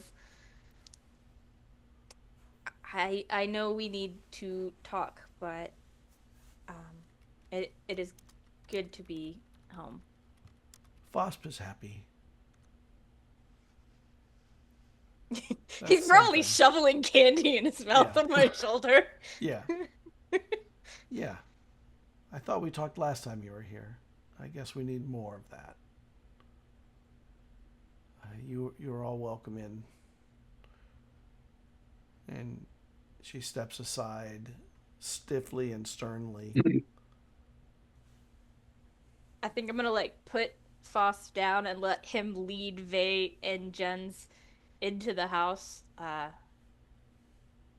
be like, kind of stand there for a second and be like, Matka, you know it's better Afrido if I'm not here. I can't do what you do. I don't know that's better. You know that's better. I mean, the Goomagan I'm sending you shows that I'm much better at that than I was at what you do. Maybe it is better because you think that sending that back makes up for absence. It doesn't make up for it, but they don't want me here anyways. Let me get some food together for your companions. We'll talk later. And you just kind of like, you know, like the dejected teenager who knows they're going to be in trouble later, like, walk. What do you mean Zai later? is doing that. Well, yeah, but like getting a more fuller talking to later does that like impending doom teenager walk into the house. Your friends, your companions need entertainment. At least the little one will bring that. Hey, Jens, why don't you show Little Green how to do a handstand? Now, okay. I'm looking. It's like, okay, I'm doing a good job. I'm doing a real good job. All right, kid, watch this. And try a handstand. Hang on. Do an acrobat roll. That's a 14. You handstand. Yeah. It's a little wobbly at first, but you get it. You catch it. Oh, yeah, pretty cool, right? And then Little Grain does it and collapses into a table, knocks over some stuff on the table. That's all that was right, interesting. Kid. You're doing good. All right, I'm going to teach you how to do it step by step. Malcolm, you're off heading out to get your materials, and when I think you were going to get material or something, right? Yeah, Where were you going? I'm working You're just on the. working. I'm on the ship. Yeah, I mean, Yeah. I'm on the deck. Yeah, the carpenters mostly. arrive. I stay out of their way. I check on them every once in a while, but they seem, when they know what they're doing, they're there to work. Yeah. You hear them getting to work down below. Yeah. And as it goes by, the day is a long day of work. I mean, it's about a 2-day job for them, so it'll be today and tomorrow. But they work hard and they work efficiently. They don't necessarily work in the order you would have expected, but they may have reasons, probably have reasons. Sure. Heliodor, do Do you come back up? Do you stay down? I stay down. And Heliodor doesn't seem to come up at all during the day. I mean, when I stick my head down, he's there as well. I mean, that's fine. It actually means that I don't have to worry about the smuggler's bunk, and I can do what I'm doing. Yeah, that's great. And the carpenters, I can certainly understand why he would spend time amongst chrysalids. I like them myself. They don't smell the way other races do. So the carpenters leave as the sun starts to get low, and the little bit of a glow begins to wrap the smuggler's box again, Heliodor. And you look at it for a moment. You think you hear whispers, but you can't quite make out what's being said. Malcolm, you look down, you check on Heliodor as the carpenters leave, and his eyes are rolled back in his head, and he's looking forward with white of his eyes only. Actually, his probably have only a black area of the eyes. So, but you can see the pupils are rolled away. Mm-hmm. I will call to him for speak. Heliodor. And this is where we'll break. Okay. All right. Super. Right. All right. Thanks, everybody. Thank you. Thank you, Scott. Why don't we go around and Thanks, say Scott. hi and say where they can find you? We will. Why don't we start with Heliodor, who's having a rough night. Hey everyone, it's me, Crest. Pronouns he, him. You can find me on Pillowfort with just the word Crest, and from there you can find your way to my other socials, I guess, I use. I play Heliodor, the Icy and Husk who awakens dreams. And yeah, that's me. All right. Z. Hi, I'm Kayla, justkay. I do a bunch of stuff at that link that you can find me at. I do freelance writing, design, editing. You can find my stuff either at DriveThruRPG or with Underground Oracle Publishing or under DM Dalliance if you want some of the free, fun, crazy stuff that comes out of my head that I don't want to make people pay for, like the barbarian that screams to heal you, or if you want Jack Skellington to be your patron, that kind of thing. Or if I found something crazy on TikTok that I want to make a weapon or item, it just happens to live there. You can find me through that link tree for all of my appearances on actual plays and charity streams. You might recognize me from 2 streams for diversity saves. Go check them out whenever they're up again. They're fantastic. We love them. Go get this. Go get this book. Go get it. It's pretty. Yes, it is, and it's heavy. It is. It's a thickum. Vay. Hello, my name is Jayke. I play Vay, the blight-slinging Kelf, or the very quiet one who never speaks, as well. You can find me at my link. I do TTRPG stuff. I do kind of esoteric poetry and other creative ventures. And recently started to develop video games. If you're interested in any of that stuff, feel free to go check out the link. And yeah. All right. Malcolm. Hi, I'm Alex Newman. I play Malcolm Keel. You can find all of the stuff that I do at 7minutegm.com. I will be, which includes my full schedule at the Philadelphia Area Gaming Expo in about a month, where, amongst other things, I will be running a teaching adventure of Harrow the Blighted Plane. If you would like to learn how to play this fabulous game that we have so much fun doing with me. Nice. Jens. Hey y'all, I'm Jens Pulsar, the Kelf Blightslinger who rides the Blight, played by Marlon Dance-Hooi, voice actor extraordinaire. Can I say that about myself? Maybe not. Of course. I'm the guy who talks too much instead of the guy who doesn't talk enough. And you can find me on that link that Scott has put in the chat. You can find me at Big Mouth Voices if you want to hire me for anything, or just check out my website. And I do all kinds of stuff, audiobooks. Just did my first anime this year, so I'm very excited about that. And video games and animation. So if you're an indie animator, I want to work with you. Nice. We need more animators. And I'm Scott, or Zeal, of ZealZaddy. We will see you next time. Have a good night, everybody. Night. Bye.